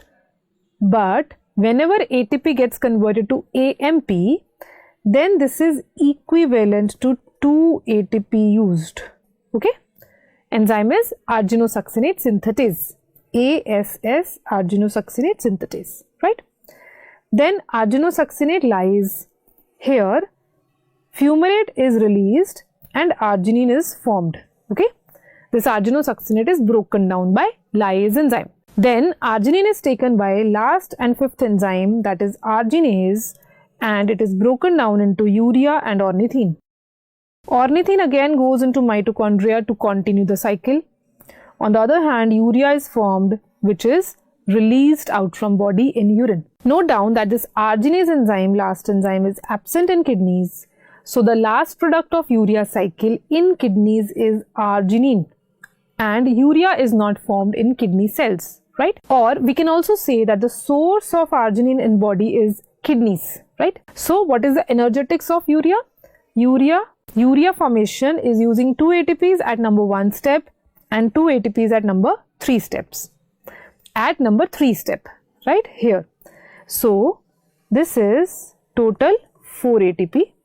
Either we say 4 ATP or we say 3 ATP but 4 high energy phosphates. 4 high energy phosphates because 1 ATP, because in number 1 step 2 ATPs are used and 2 high energy phosphates are used. But in number 3 step ATP used is 1 but high energy phosphate used is 2. Okay, so total 4 high energy phosphates are used. Then the molecule of urea, CO, NH2, NH2, 2 amino groups. They ask frequently that what are the sources of this carbon and these nitrogens. So this carbon is coming from carbon dioxide, or we can say bicarbonate, which is the solution form of carbon dioxide in the cells, right? One nitrogen is coming from the ammonia taken at first step. Other nitrogen is coming from aspartate, which is getting added at third step, right? Then energetics of galactose metabolism. Galactose metabolism. So in galactose metabolism, what happens is that galactose gets converted to galactose 1-phosphate by enzyme galactokinase. As it is kinase, so it will use 1 ATP. Okay. Then galactose 1-phosphate gets converted to UDP galactose, right? And here UDP glucose is used and what we get is glucose 1-phosphate, right? This is second number enzyme, that is GALT, galactose 1-phosphate uridyl transferase. Uridyl transferase because uridyl group is getting transferred. Okay. Then UDP galactose is taken by third enzyme epimerase and UDP glucose is formed. Okay. So this UDP glucose is reused here and this glucose 1-phosphate will be converted to glucose 6-phosphate by mutase enzyme, and then this glucose 6-phosphate enters glycolysis. It enters glycolysis, right? So what is the energetics? See, when this glucose 6-phosphate is entering glycolysis, then there is no need of hexokinase step because we are directly getting glucose 6-phosphate, and rest all energetics of glycolysis will be same. Okay, just that we don't require to use ATP at hexokinase step, but we have already used ATP at galactokinase step. So these two cancel each other and energetics of glucose and galactose is exactly same. So if they ask you galactose on aerobic glycolysis gives how many ATPs, then answer will be 7. Galactose on complete breakdown will give 32 ATPs, right? Then fructose metabolism. Fructose will be taken by fructokinase enzyme and fructose 1-phosphate will be formed. Okay, this fructose 1-phosphate will be taken by enzyme aldolase B, and we get glyceraldehyde and dihydroxyacetone phosphate. Okay, glyceraldehyde will be converted to glyceraldehyde 3-phosphate by kinase enzyme, right? Now this glyceraldehyde 3-phosphate and DHAP, they enter phase 2 of glycolysis. So energetics of phase 2 of glycolysis is same for glucose and fructose. Only phase 1 is different now. But look at phase 1. In phase 1 there is one kinase at number 1 step and there is one more kinase at number 3 step. Okay. So 2 ATP will be used in phase 1. But for glucose also in phase 1 2 ATPs are used at hexokinase and PFK1 step. So again energetics of fructose and glucose will be exactly same. But there's one thing, that fructose gets rapidly metabolized as compared to glucose, because it bypasses PFK1 step of glycolysis. PFK1 is rate limiting enzyme. This rate limiting step takes time to occur. That time is not wasted for fructose. So very quickly fructose will be converted to pyruvate. Pyruvate will be converted to acetyl-CoA and acetyl-CoA will be converted to fats. And I already told you that fructose is most lipogenic sugar. Right? So next let's do energetics of gluconeogenesis.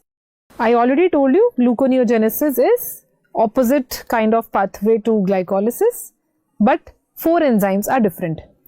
So from pyruvate to glucose in this direction, we have 4 enzymes which are different than glycolysis.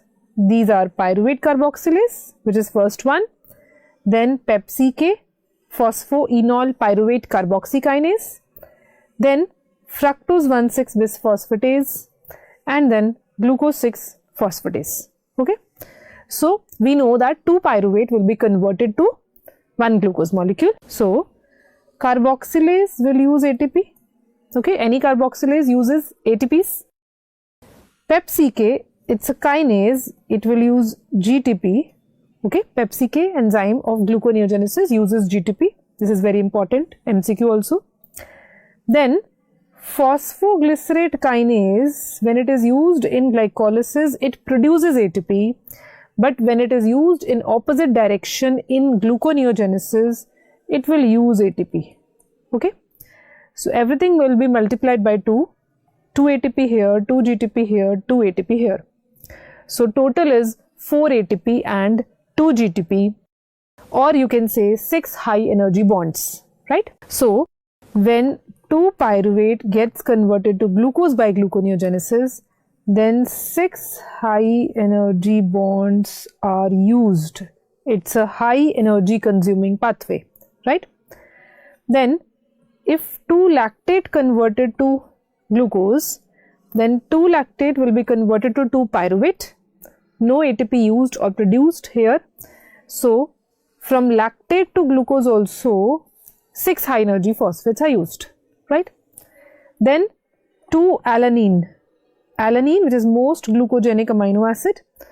Alanine forms pyruvate and then it makes glucose, and from alanine to pyruvate no ATP used or produced. So I can say that from alanine to glucose also 6 high energy phosphates are used. Okay, so whether they ask you lactate, alanine or pyruvate to glucose, how many ATPs or how many high energy phosphates are used? Answer is 6, right? Then we will do energetics of beta oxidation of fatty acids. Beta oxidation of fatty acid pathway occurs in mitochondria, but the first step occurs in cytoplasm, and that is activation of fatty acid step. This occurs like this. Fatty acid is activated by CoA. So fatty acid gets converted to acyl-CoA, and this enzyme is acyl-CoA synthetase. acyl-CoA synthetase or thiokinase, and in this step ATP gets converted to AMP. We know that this is equivalent to 2 ATP used. So 2 ATPs are used in the activation step in beta oxidation, which is occurring in cytoplasm, right? So remember this point that 2 ATPs are used here because in the end, in energetics, we will subtract these 2 ATPs. Then from cytoplasm, this acyl-CoA will go into mitochondria because main pathway of beta oxidation will occur in mitochondria, right? Now for the entry of acyl-CoA into mitochondria, there is requirement of a protein carnitine and 3 enzymes are required: CPT1, CPT2 and translocase. I repeat, CPT1, CPT2 and translocase. Full form of CPT is carnitine palmitoyl transferase 1 and 2 because they are transferring mainly palmitic acid, which is a 16 carbon fatty acid. Okay. Now CPT2 and translocase are located in inner mitochondrial membrane, but CPT1, which is located outermost, it is located in outer mitochondrial membrane. This is the rate limiting enzyme because this is the main enzyme which will decide the entry of acyl-CoA into the mitochondria. If the cell or body is in fasting state, then CPT1 will allow acyl-CoA into mitochondria. But if it is fed state, then it will not allow the entry of acyl-CoA into mitochondria because beta oxidation occurs only in fasting state, right? Now, in mitochondria, mainly in liver's mitochondria, this breakdown of fatty acid will occur. So, here I have taken a 16 carbon palmitic acid. So, this side is carboxy group and this side is methyl end 16th number carbon here. Okay. So, what is beta oxidation? See, C2 is alpha carbon, C2 is alpha, C3 is beta. Beta oxidation means breakdown between alpha and beta carbon, that is between C2 and C3. So, for this breakage between alpha and beta carbon, 4 enzymes are required: dehydrogenase, hydratase, another dehydrogenase and thiolase. I repeat, first is dehydrogenase, second is hydratase, third is another dehydrogenase and fourth is thiolase. So these 4 enzymes will do this cleavage between alpha and beta carbon. The first dehydrogenase will produce FADH2, second dehydrogenase will produce NADH. It is important to learn this way only that first one will make FADH2 and second one will make NADH because question may be asked. So, FADH2 will give 1.5 ATP, NADH will give 2.5 ATP. So, total we are getting 4 ATP from one cleavage. Okay. So, like this is the first cleavage, then this will be second cleavage. So, every time releasing a 2 carbon molecule, which is acetyl-CoA. Okay. So, this is one cleavage, second cleavage, third cleavage, 4, 5, 6 and 7 cleavage. Okay. For palmitic acid, it will be 7 cleavage. And these will be released as 8 molecules of acetyl-CoA. I told you after beta oxidation, the fate of acetyl-CoA in sequence is TCA, ketone body synthesis and activation of gluconeogenesis. In TCA cycle, each acetyl-CoA will give how many ATPs? I told you 10 ATPs, right? So, 8 into 10 will be 80 ATPs from TCA cycle, right? And 7 cleavages are occurring. 7 cleavages multiplied by 4 ATP from each cleavage will give 28 ATPs. Okay, so I'm writing it once again. 7 cleavage from palmitic acid beta oxidation multiply by 4 ATP per cleavage is equal to 28 ATPs. Then 8 acetyl-CoA going into TCA cycle where each acetyl-CoA will give 10 ATPs. So this is 80 ATPs from TCA cycle. So 80 plus 28 is 108 ATPs. But remember that we have to subtract 2 ATPs because 2 ATPs were used in activation. So 108 minus 2 is 106 ATP. Very easy to learn. 16 carbon palmitic acid, 106 ATPs. Okay. Also learn 18 carbon stearic acid will give 120 ATPs.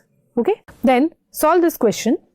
In beta oxidation of palmitic acid, if final product formed is acetoacetate. What is acetoacetate? It is a ketone body. So if ketone body is formed, means acetyl-CoA is not entering into TCA cycle. I told you fate of acetyl-CoA is either TCA or ketone body or gluconeogenesis activation, right? So TCA is giving 80 ATPs. So if acetyl-CoA is going into ketone body or gluconeogenesis, then obviously we are not getting these 80 ATPs which usually comes from TCA cycle, right? So now read the question once again. In beta oxidation of palmitic acid, if final product formed is a ketone body acetoacetate, then net gain of ATP is net gain. Okay, so we're not getting these 80 ATPs. We are getting 28 ATPs from cleavage, right? 7 into 4 is 28 minus 2 because 2 ATPs must be used in activation. So 28 minus 2 is 26 ATPs.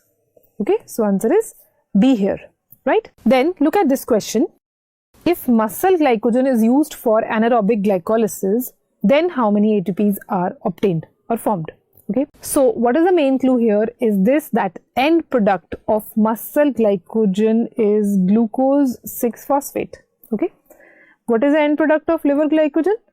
When liver glycogen is broken down, then we get free glucose in the end, and this free glucose can escape from the liver cell into blood, and that's why liver is responsible for maintaining blood glucose, right? So in liver, glucose 6-phosphate gets converted to glucose in the end. This step is done by enzyme glucose 6-phosphatase. So this enzyme is present in liver but absent in muscles. So in muscles, when glycogen is broken down, in the end we get glucose 6-phosphate because the enzyme for the conversion of glucose 6-phosphate to glucose is absent. The enzyme is glucose 6-phosphatase, right?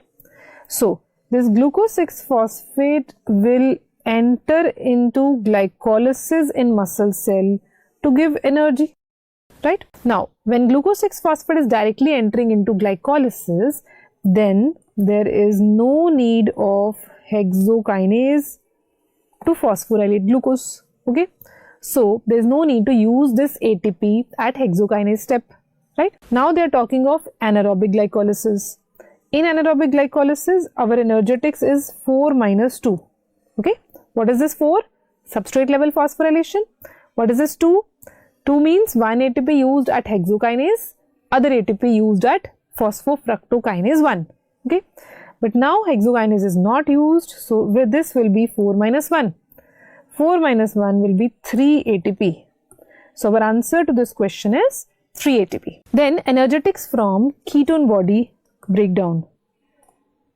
Ketone body breakdown, that is acetoacetate. Acetoacetate is a 4-carbon ketone body. When it is broken down by ketone body breakdown pathway, then we get 2-acetyl-CoA. Okay, and in this breakdown pathway, one molecule of succinyl-CoA is used, right? Now 2-acetyl-CoA will enter into TCA to give how many ATPs? 20 ATPs. Okay, but we will subtract 1 here, 20 minus 1. Why we are subtracting 1? Because 1 succinyl-CoA is used. And usually succinyl-CoA is involved in TCA cycle for giving 1 ATP at substrate level phosphorylation step. So that thing will not be done now because 1 succinyl-CoA is used. That's why I am subtracting 1 here. So 20 minus 1 is 19 ATPs are obtained from the breakdown of ketone body acetoacetate. Right? Now what about beta hydroxybutyrate? Another ketone body. Beta hydroxybutyrate gets converted to acetoacetate. Now enzyme here is dehydrogenase, beta hydroxybutyrate dehydrogenase, and NADH is produced here. This NADH will give 2.5 ATP. So for beta hydroxybutyrate, 19 plus 2.5 will be 21.5 ATP. Right? So this is all about energetics, and also in the end of this, also note down that which pathways do not give ATP. Pathways which do not give any ATP, they are HMP, uronic acid pathway, RL shunt, okay, RL shunt, oxidation of very long chain fatty acid, and alpha oxidation. Okay, all these pathways do not produce any ATP. So students, next topic we will be doing all diseases under this, right? So first we will be taking the topic of lysosomal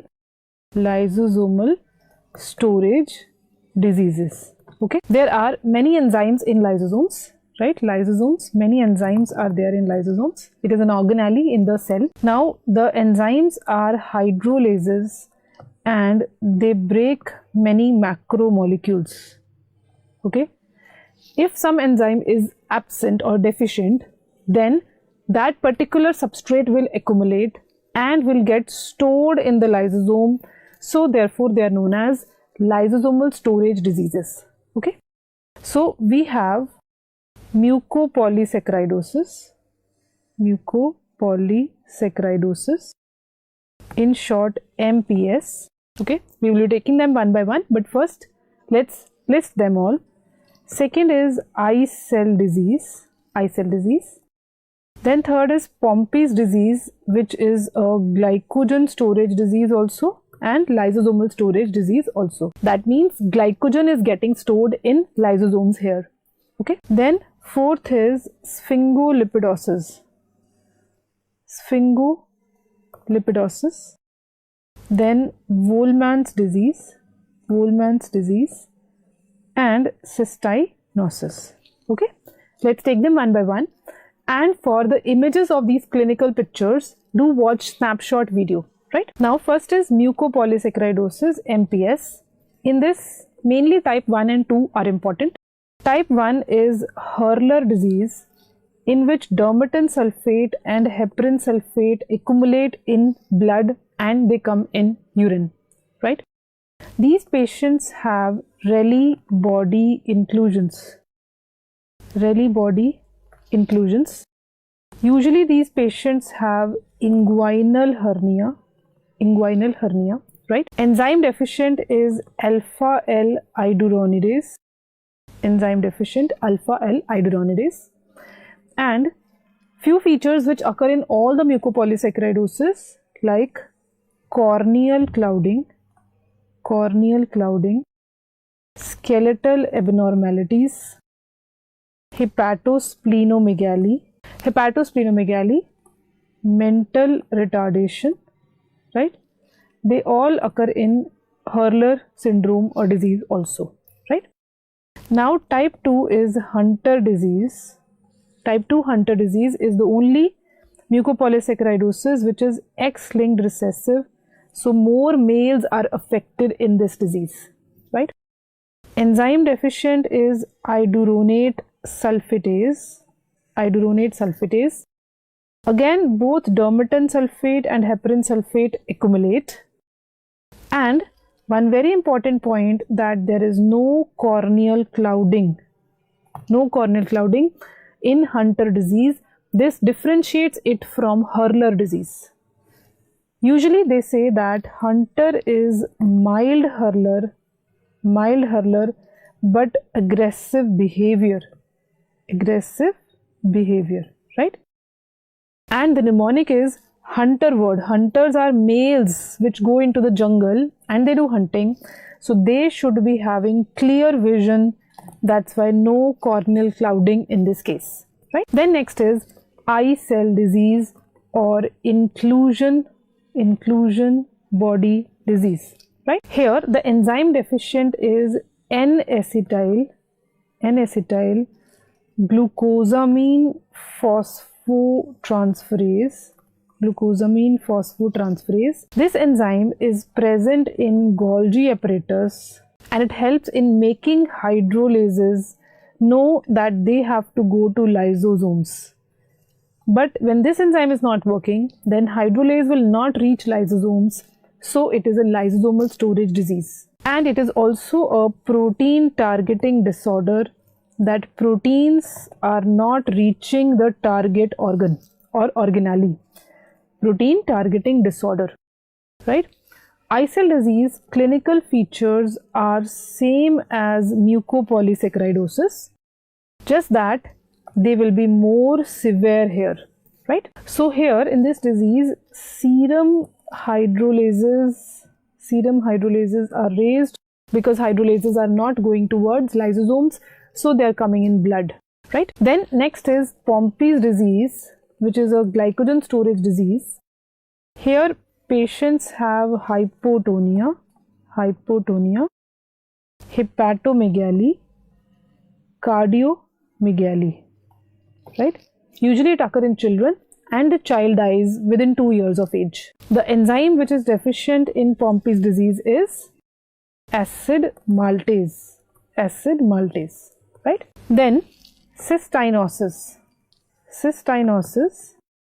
There is a transporter in lysosome for cystine transport. So this is defective. So cystine deposits occur in lysosomes. So it is a lysosomal storage disease, right? Treatment is cysteamine, which chelates cystine. Okay. In this disease, cystinosis, cyanide nitroprusside test, CNT test is positive, right? Then we will do sphingolipidosis on this page. Sphingolipidosis. For sphingolipidosis, we will make a chart of sphingolipids. So starting from sphingosine alcohol, in sphingosine alcohol, if one fatty acid is added, then ceramide is formed. Okay. In ceramide, if we attach phosphate and choline, then we get sphingomyelin, right? On the other hand, in ceramide, if we attach glucose or galactose, a monosaccharide is added, either glucose or galactose. Then in cerebrosides, if we add oligosaccharide chain, some more monosaccharides are added, so that we have an oligosaccharide chain here. Then we get globosides, which are sphingolipids. Then to globoside, if we add NANA or sialic acid, N-acetyl nuraminic acid, then we get gangliosides. Okay, gangliosides are never found in liver, and glucocerebrosides, these glucocerebrosides are never found in CNS. Okay, so we have made a flowchart first. Now we will be seeing sphingolipidosis diseases here on this flowchart. So starting from sphingomyelin, if sphingomyelin accumulate, then the enzyme deficient is sphingomyelinase, and the disease is Niemann-Pick disease. Okay. Then if ceramide accumulates, then it is Farber disease.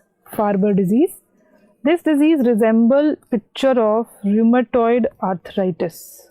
This sphingolipidosis having picture of rheumatoid arthritis is Farber disease. Okay. Then Glucocerebroside if accumulates, glucoform if accumulate, it is Gaucher's disease. Gaucher's disease, enzyme is beta glucosyl ceramidase. Okay, Gaucher's disease is most common lysosomal storage disease in which we have crumpled tissue paper appearance cells, right? Then in Farber disease, which enzyme I have missed? It is ceramidase. Ceramidase enzyme is deficient, right? Then if galactose form is accumulated, then we have two diseases, Krabbe's disease and Fabry's disease. Okay, in Krabbe's disease, beta galactosyl enzyme is deficient. So what will be the full name of enzyme? Beta galactosyl ceramidase, right? In Fabry's disease, alpha galacto form of enzyme is deficient. That is alpha galactosyl ceramidase. Okay, and Fabry's disease is the only sphingolipidosis which is X-linked recessive, right? Then globoside if accumulate, then it is Sandhoff disease. Sandhoff disease, enzyme deficient is hexosaminidase A and B, right? Then if ganglioside accumulates, it is Tay-Sachs disease. Tay-Sachs disease, enzyme is hexosaminidase A.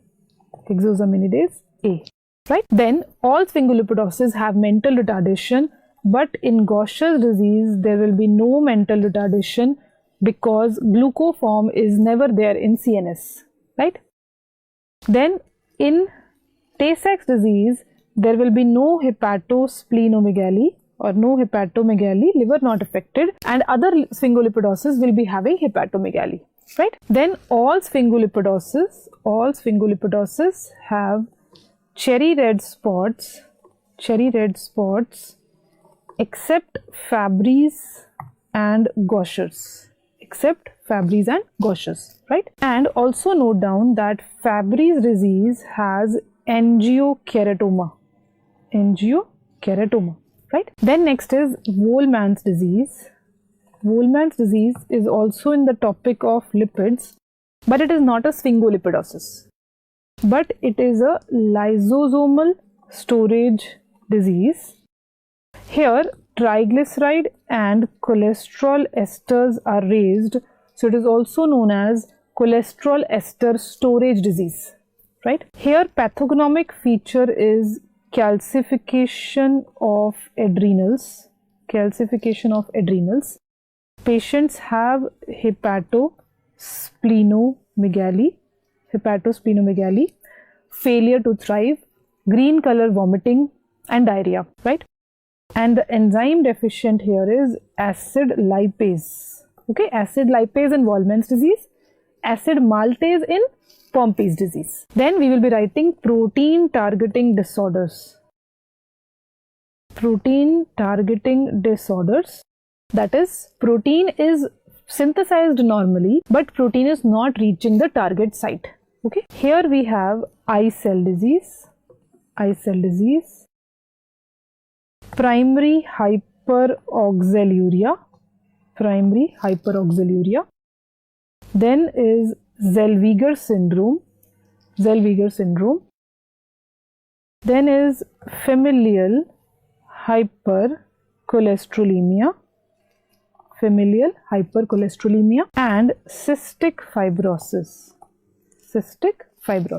Okay, in Zellweger syndrome, which is a paroxysmal biogenesis disorder,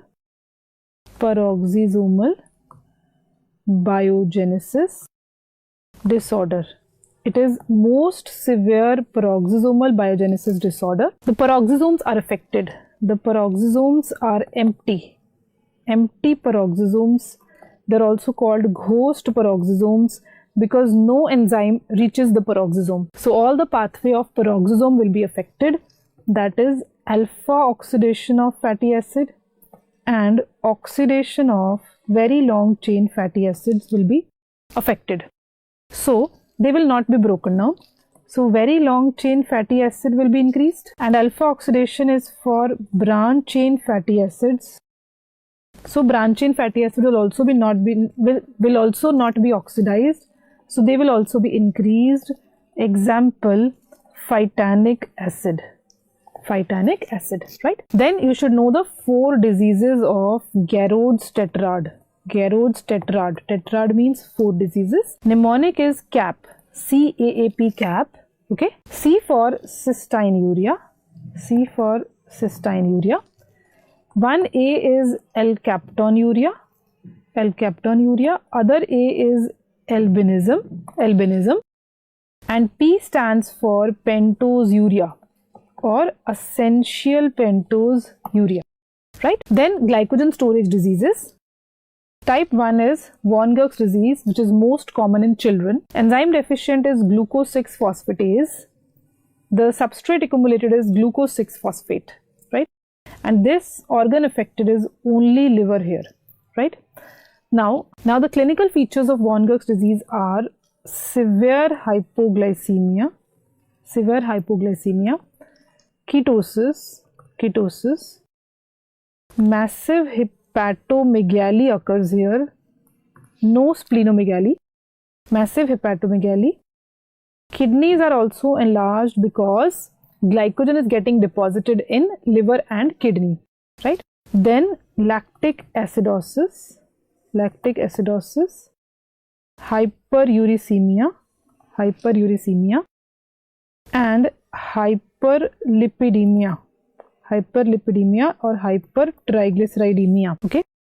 So because they have hyperlipidemia, so they have moon-like faces. These children have moon-like face or round face due to deposition of lipids. Sometimes doll-like face is also written.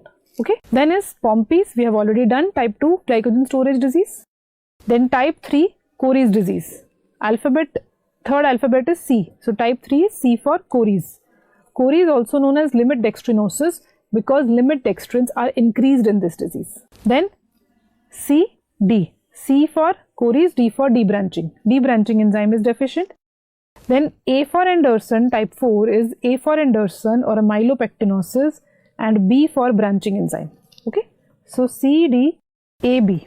Right. So substrate accumulated is limit dextrins in type 3, amylopectins in type 4. Right. And organ affected in type 2, 3, 4 is liver, muscle, brain, all are affected. So if they give you a question of glycogen storage disease that liver, muscle, brain all are affected, you are very sure either it is type 2, 3 or 4. Now if in the question they say lysosomes are affected, then it is type 2.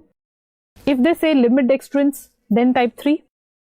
If they say amylopectins, then type 4. Okay. Easy to diagnose like this. Then type 5, McArdle's disease, which is most common in adults. The enzyme is muscle phosphorylase and muscle glycogen is not broken down, so muscle glycogen accumulates. So organ affected is only muscle, and in these patients they cannot do exercise, so they have exercise intolerance, pain and cramps in muscles, and one very peculiar feature is lactate normal after exercise. In a normal person, lactate is increased after exercise, but in these patients, lactate will not be increased. Okay. Then type 6, Hertz disease, liver phosphorylase affected, liver glycogen will accumulate leading to hepatomegaly, hypoglycemia. But here patients have mild hypoglycemia. Okay. And only liver is affected. Then amino acid transporter defects. There are transporters of amino acids. So we have 3 diseases in amino acid transporter defect, in which most common is cystinuria. Okay. Cystinuria, the transporter which is common for basic amino acid and cysteine, that is defective. So these amino acids are not properly absorbed from intestine and not properly reabsorbed from kidneys. Okay. So they will be coming in urine. So amino acids in urine will be cysteine here, right? Then ornithine, arginine and lysine. So mnemonic is COAL, coal. Coal is the mnemonic to learn these 4 amino acids coming in urine of patients of cystinuria. Then is Hartnupp's disease, in which tryptophan amino acid is coming in urine. So tryptophan and neutral amino acids, right? This transporter is called monocarboxy amino acid transporter, right? Because tryptophan forms niacin, so in these patients, niacin deficiency will occur, leading to pellagra, right? And also note that serum tryptophan is not raised. Serum tryptophan is normal or decreased, but not raised here, but tryptophan coming in urine, right? Then the third amino acid transporter defect is glycinuria, in which glycine will be coming in urine. So the common transporter for glycine and proline is affected, and mainly glycine is coming in urine, also proline. Then we will do other amino acid disorders. So first amino acid we take is glycine. For glycine we have three diseases: hyperoxaluria, then glycinuria, and non-ketotic hyperglycinemia. Okay. In hyperoxaluria, the enzyme defective is glycine transaminase, and here there is increased oxalate in urine and extrarenal oxalate deposits also, right? Oxalate coming in urine. So these patients have oxalate stones. Okay. Then glycinuria, the transporter, which I just told you, the transporter is defective, right? These patients have increased glycine in urine, but urine oxalate is normal. Still, these patients have increased risk for oxalate stones. Because glycine is coming in urine and that glycine will be converted to oxalate. Okay, but urine oxalate is normal, right? Urine oxalate will be increased in hyperoxaluria. So be careful in distinguishing between these two questions, hyperoxaluria and glycinuria, right? Then the third one is non-ketotic hyperglycinemia. There is defect in glycine cleavage system. Defect in glycine cleavage system. So glycine is not broken down in the body. So there is increased glycine in serum, in urine, and in CSF, right? So brain will be affected. These patients have mental retardation, seizures, etc. Right? Then next is phenylketonuria. The enzyme deficient is phenylalanine hydroxylase, which converts phenylalanine to tyrosine. Okay, so this reaction will not occur. Tyrosine will not be formed. So tyrosine becomes essential in these patients, that in treatment we have to give tyrosine, right? And in these patients, when tyrosine is deficient, then melanin pigment also cannot be formed. So these patients have hypopigmentation, that is fair skin, blonde hair, and usually they have blue eye color, right? Then the substrate phenylalanine is accumulated, and due to this phenylalanine, phenyl pyruvate is formed, phenyl acetate is formed, phenyl lactate is formed, right? Then due to excess of phenylalanine, it enters brain and it leads to mental retardation. These patients have severe mental retardation, right? Then phenyl pyruvate is responsible for ferric chloride positive test. And phenyl pyruvate coming in urine has given the name to this disorder, because phenyl pyruvate is a keto acid. Pyruvate is a keto acid. So phenyl ketone in urine, that is phenylketonuria. Which phenyl ketone? Phenyl pyruvate, right? And due to this phenyl acetate, these patients have mousy or musty odor of urine, right? So in treatment of phenylketonuria, what we give? We give tyrosine. Also tryptophan is given, right? And we restrict phenylalanine, right? And the artificial sweetener aspartame is contraindicated because it contains phenylalanine, right? And some patients also benefit by giving tetrahydrobiopterin because that is required by this enzyme phenylalanine hydroxylase, right? Then is maple syrup urine disease. Maple syrup urine disease, in which the urine smell is like, odor is like maple syrup, a sweet kind of smell, like burnt sugar. Typically, the word used is burnt sugar like odor. Okay. Here, this is a defect in the catabolism of branch chain amino acids. So, branch chain amino acids and their keto acids, branch chain keto acids, they are increased in blood and urine. So, keto acids are increased, so this leads to ketosis. And these patients also have mental retardation. The enzyme which is defective is branch chain keto acid dehydrogenase. Branch chain keto acid dehydrogenase or branch chain keto acid decarboxylase. This enzyme requires vitamin B1 as coenzyme.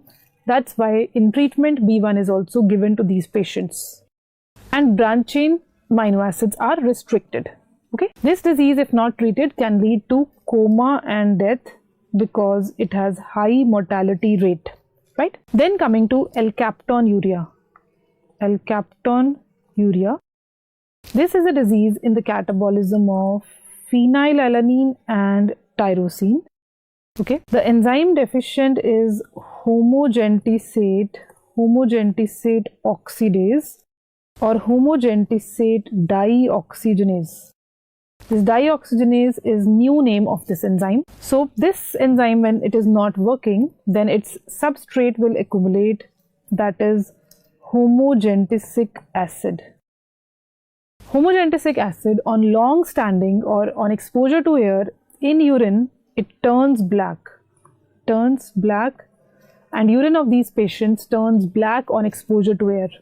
Right? In their armpits also, clothes turn black because in sweat also this homogentisic acid is coming, which on oxidation turns black. Right? And gradually over years, homogentisic acid is getting accumulated in body. So it gets polymerized in body, leading to the formation of deposition of L-capton bodies. These L-capton bodies are accumulated in connective tissues like ear pinna, nose, skin, etc., giving bluish black discoloration to the skin. That's why L-captonuria is also called black bone disease, right? These L-capton bodies are also accumulated in intervertebral disc, leading to back pain. A typical history of L-captonuria patient is a 40-45-year-old lady coming with back pain. Right? This amino acid disorder is not having mental retardation. Usually, amino acid disorders have mental retardation like phenylketonuria, maple syrup urine disease, isovaleric acidemia. Right? Now, in L-captonuria patients, also joints are affected, leading to arthritis and pain, and this is known as ochronosis. Ochronosis or ochronotic arthralgia, right? Then albinism. Enzyme deficient is tyrosinase, which makes melanin from tyrosine amino acid, and this enzyme requires copper because it is an oxidase, right?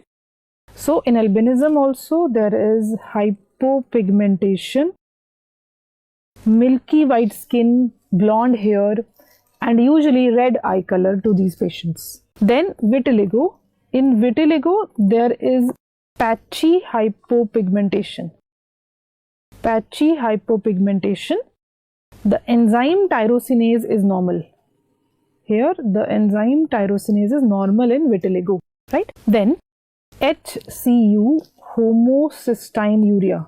Homocystinuria. Here we have acquired and genetic. The acquired homocystinuria can occur due to vitamin B6, B9 or B12 deficiency, and genetic homocystinuria occurs due to enzyme CBS deficiency, that is cystathionine beta synthase. This enzyme requires vitamin B6, right? Usually in amino acid metabolism, vitamin B6 is required, and in carbohydrate metabolism, vitamin B1 is required. Okay. Now, when cystathionine beta synthase enzyme is not working, here amino acid cysteine becomes essential, right? So, in this disease, homocystinuria, homocysteine is increased in blood. Homocysteine is increased in blood, but in urine, when this homocysteine is coming in urine, it gets oxidized in urine, making homocysteine. Homocysteine is made up of two molecules of homocysteine, right? In homocysteine, there is sulfhydryl group. In homocysteine, there is disulfide bond, right? And in homocystinuria, cyanide nitroprusside test is positive. Okay. Now, in B6 deficiency, B9 or B12 deficiency, homocysteine is increased. Homocysteine is increased in all of them. So, how will you distinguish? Okay. So, in B6 deficiency, xanthuranic acid will be coming in urine, right? In B9 deficiency, Figlu will be coming in urine. Okay.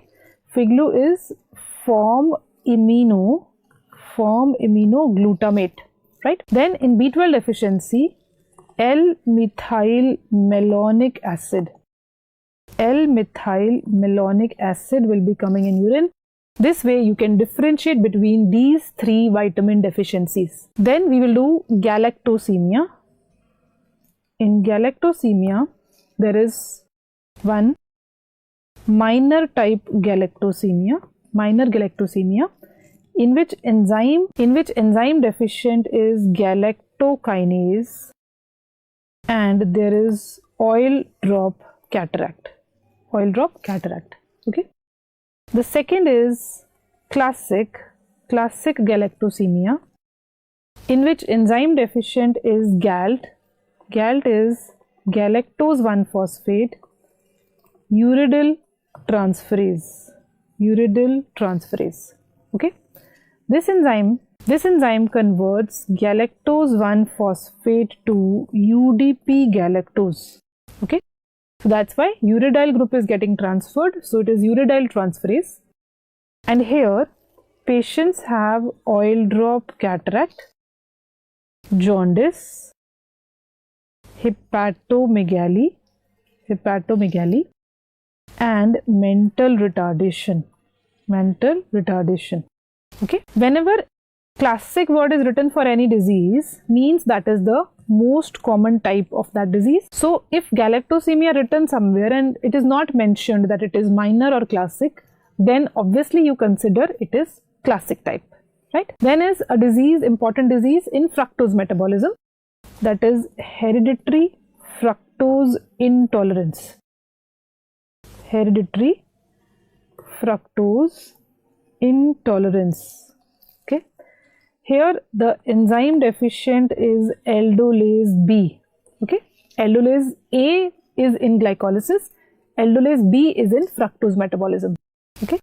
Aldolase B converts fructose 1-phosphate into dihydroxyacetone phosphate and glyceraldehyde.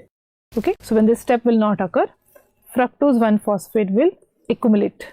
Okay. In this disease, patients do not have any cataract. Patients have jaundice, hepatomegaly,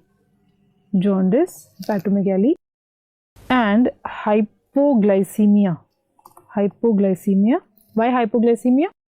Because fructose 1-phosphate inhibits liver glycogen phosphorylase.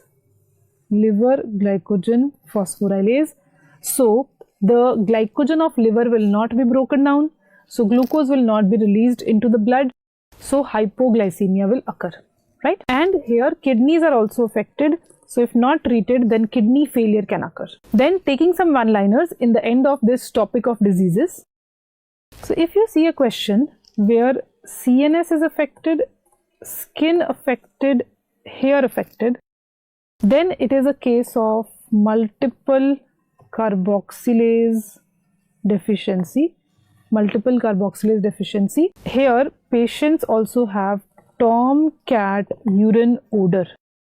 Tomcat urine odor, right? Then if in a disease CNS affected plus hypopigmentation is given, then most probably it is a case of phenylketonuria, right? Then CNS affected plus burnt sugar like odor, then it is maple syrup urine disease, right? Then if a question is given, a child with stroke, so a young person with stroke, right?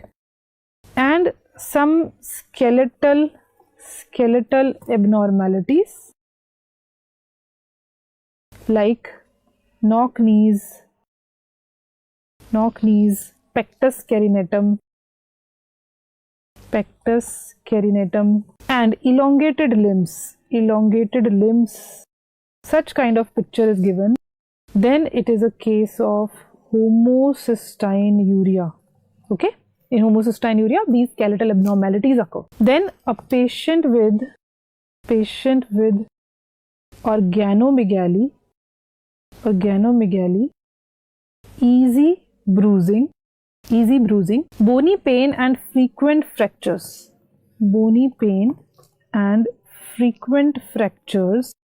then most probably it is a case of Gaucher's disease. Also, if this is written that crumpled tissue paper appearance, then that is very specific sign, right? Then whenever coarse facial features are given, then you should think of lysosomal storage disease. In all the lysosomal storage diseases, coarse facial features are a common point. Then some cataract like snowflake cataract, oil drop cataract, sunflower cataract with KF ring, Kasher-Fleischer ring. So what is the diagnosis? Snowflake cataract, diabetes, it occurs in diabetes. Oil drop cataract occur in galactosemia, right? And sunflower cataract with Kasher-Fleischer ring, this occurs in Wilson's disease of copper excess, right? So this is it with diseases. Now we'll be taking topics one by one and we'll be starting from carbohydrates. Okay, so moving on to our next topic in rapid revision, that is carbohydrates. Okay, so let's get started. So we all know that carbohydrates are polyhydroxy aldehydes or ketones. Either they have aldehyde as the functional group or ketone as the functional group, right? Then polyhydroxy means they have many OH groups. If a carbohydrate has 6 carbon, then number of OH will be 5 OH groups. If a carbohydrate has 5 carbon, then number of OH will be 4 OH groups present. So number of OH is 1 less than the number of carbons, right? Then let's do isomerism in carbohydrates. Isomerism is possible because of asymmetric or chiral carbon. Carbon having all 4 valencies occupied by different atoms or group of atoms.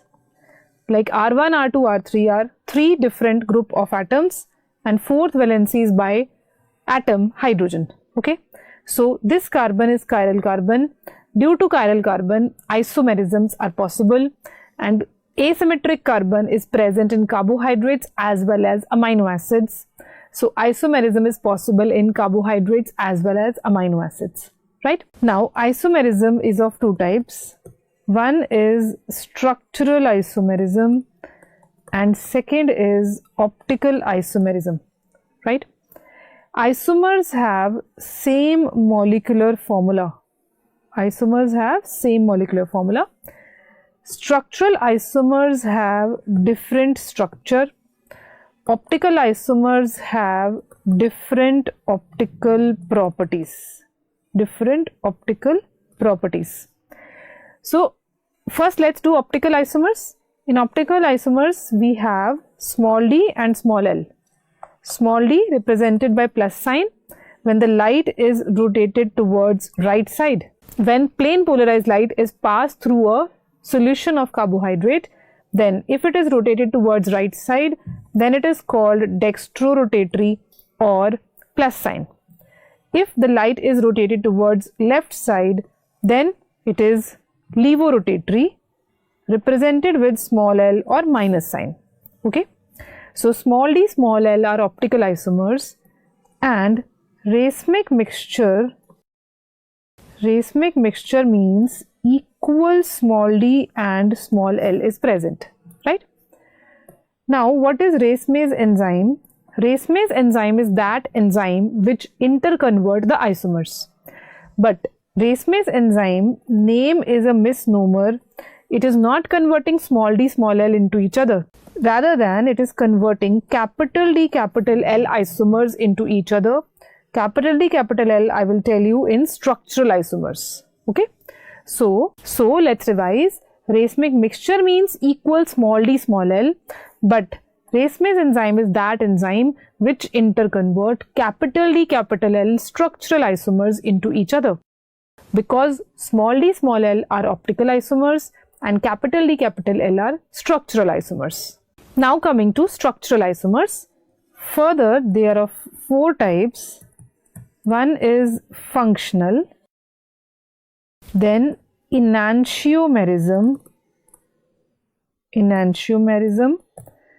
then epimerism, and then enomerism. Okay. So let's take them one by one. First, we will be doing functional isomerism. So, functional isomerism means functional group is different. Functional group is different, right? That is, one is having aldehyde, other is having keto. Okay.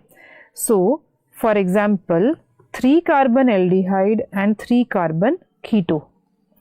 3-carbon aldehyde is glyceraldehyde.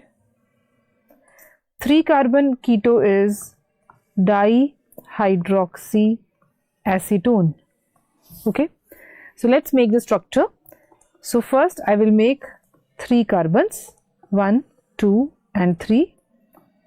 Now to make the structure of a carbohydrate, first we have to make the functional group. So in case of glyceraldehyde, we will make aldehyde group, and aldehyde group is at C1. Okay.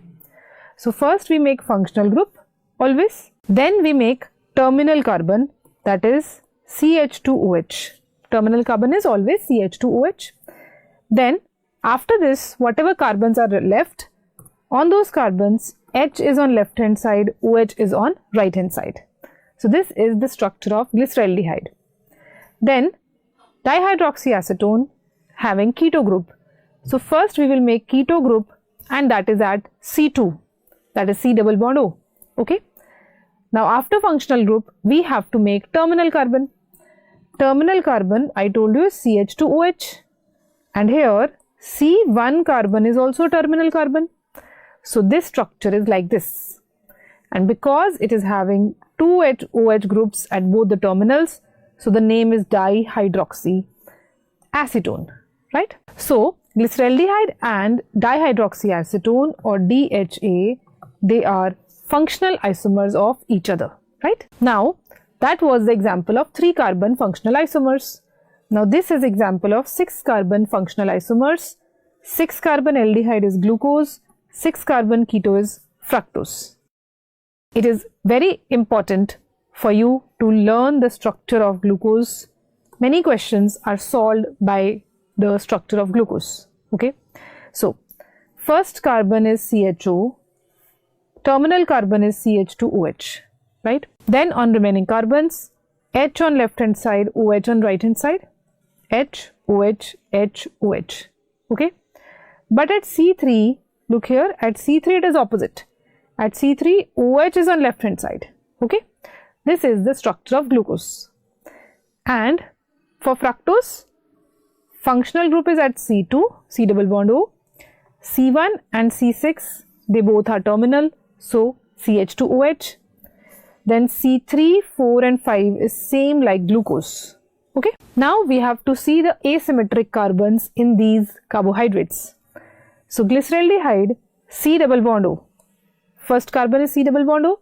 C double bond O or functional carbon is symmetric because two valencies are occupied by same atom, that is oxygen, right? Then C2 is asymmetric and C3 having two hydrogens is symmetric. So glyceraldehyde has only one asymmetric carbon. Then DHA, dihydroxyacetone, this is also symmetric, two hydrogens. This is also symmetric, two hydrogens. And this is functional group, this is also symmetric. So there is no asymmetric carbon in case of DHA. Then in case of glucose, C1 is symmetric and C6 is symmetric. Remaining four are asymmetric. How? Let's take one example. Let's look at C3. When you look at C3, on one side it has OH, on other side it has H. On third side, it has a group with two carbons. On fourth side, it has a group with three carbons. Okay? Be careful. Some students will look at like this, that this carbon has carbon on this side, carbon on this side, so it is symmetric. No, you don't have to look like that. Always for a carbon, look for the whole group present on that valency. So whole group will be this, this group with two carbons, this group with three carbons, right? So there are four asymmetric carbons in glucose, and in case of fructose, symmetric, C1 is symmetric, C2 is symmetric, C6 is symmetric, and these three are asymmetric. Okay, so coming to second structural isomerism, that is enantiomerism. Enantiomerism is capital D, capital L isomerism, also called mirror images of each other, right? Enantiomerism is different H and OH orientation,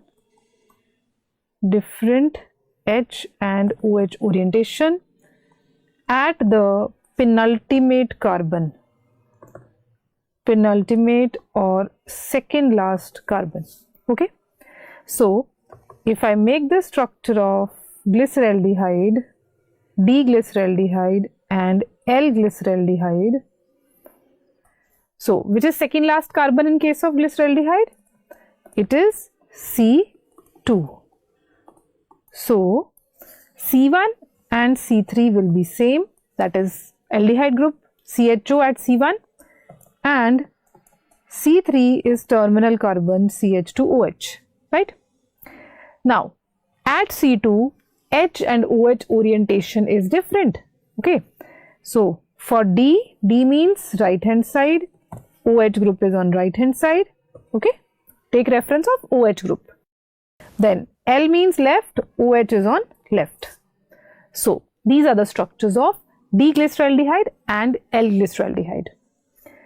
Now, if I make a mirror in between them, you can see they are mirror images of each other, right? Now, let's see the example of D-glucose and L-glucose. Now, these are enantiomers, okay? Which is second last carbon in case of glucose? It is C5. So, at C5, if OH is on right hand side, it is D-glucose. At C5, if OH is on left hand side, it is L-glucose, right? Now, coming to third isomerism. Now, which form of carbohydrate is abundant? D or L? Capital D or capital L? It is capital D. Whether they ask you which form of carbohydrate is abundant in cell, plasma, nature, body, anything they ask you, your answer is D, right? But if they ask you which form of amino acid is abundant, then our answer will be L. Amino acids L form is abundant. Okay, so amino acid in protein is always L. Okay, but there may be present free amino acid in the body which are not in the protein. Okay, free amino acid may be L or may be D, right? And the amino acid which is synthesized in the body is always L. Okay, so I can say that source of D amino acid is always exogenous. Source of D amino acid is always exogenous because it cannot be synthesized in body. In body, L form is synthesized. Okay, the exogenous source will be either diet or bacterial, intestinal bacterial flora, right? Then note it down. Example of D amino acid: D-serine, D-aspartate. They are found in brain, right? D-serine, D-aspartate are found in brain. So if question is asked that which form of amino acid is present in body, which form of amino acid is present in protein? So in body both D and L form are present, but in protein only L form is possible, right? Now moving on to third epimerism, third isomerism, structural type, that is epimerism. Epimerism is different H and OH orientation, different H and OH orientation around only one carbon,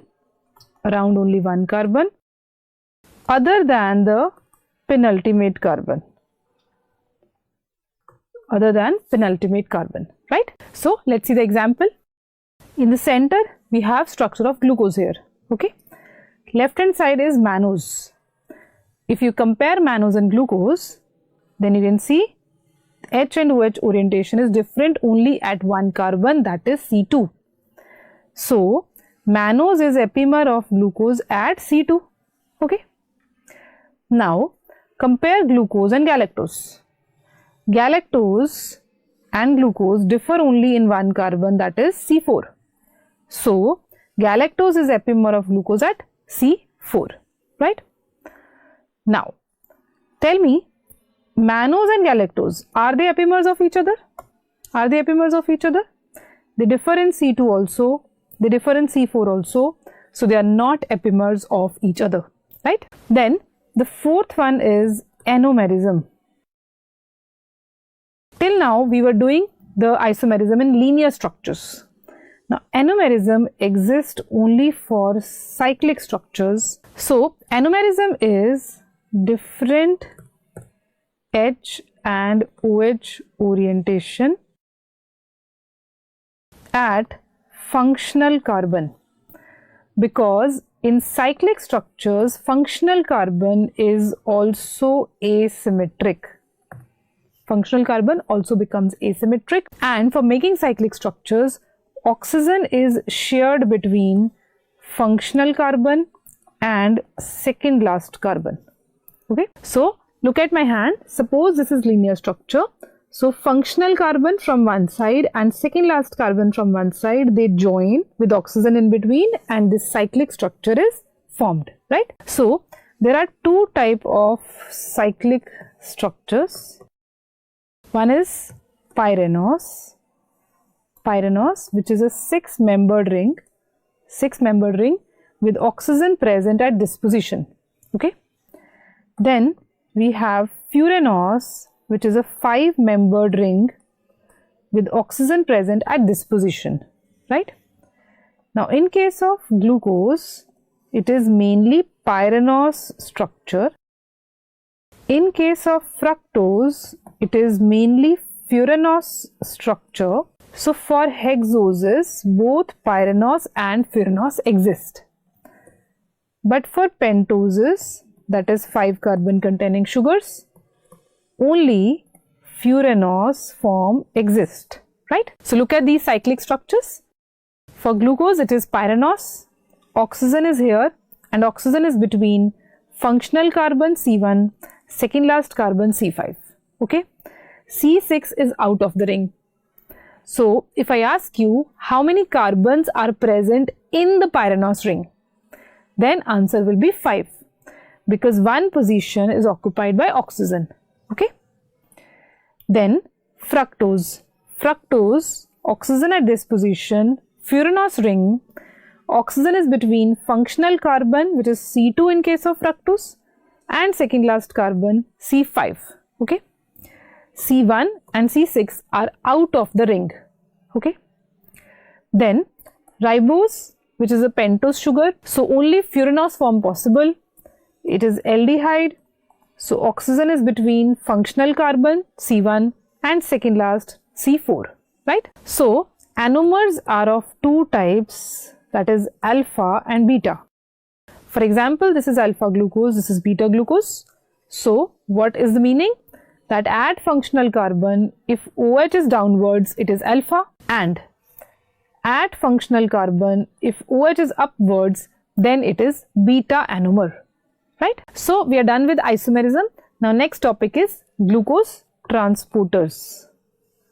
Glucose transport. It is of two types. One is active transport and other is facilitative transport, okay? Active transport requires sodium, so it is sodium dependent glucose transport, short form SGLT, sodium dependent glucose transport. This is active, so it is against the concentration gradient,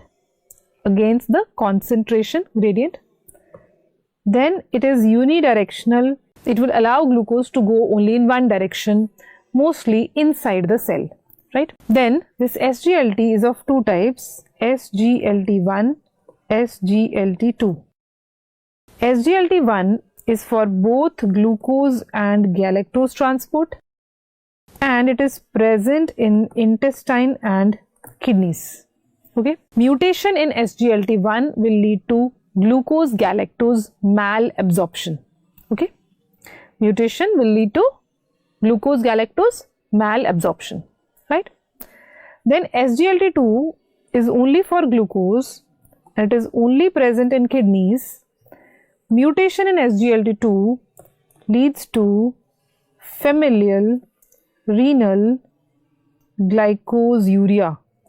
Familial renal glycosuria, right? In active transport, when glucose is entering the cell, sodium is also used here.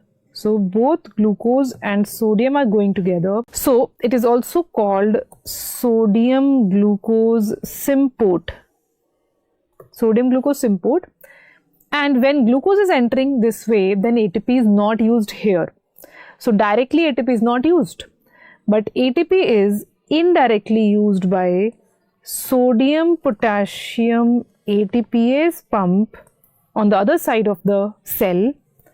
So sodium will go out through this and potassium will enter here.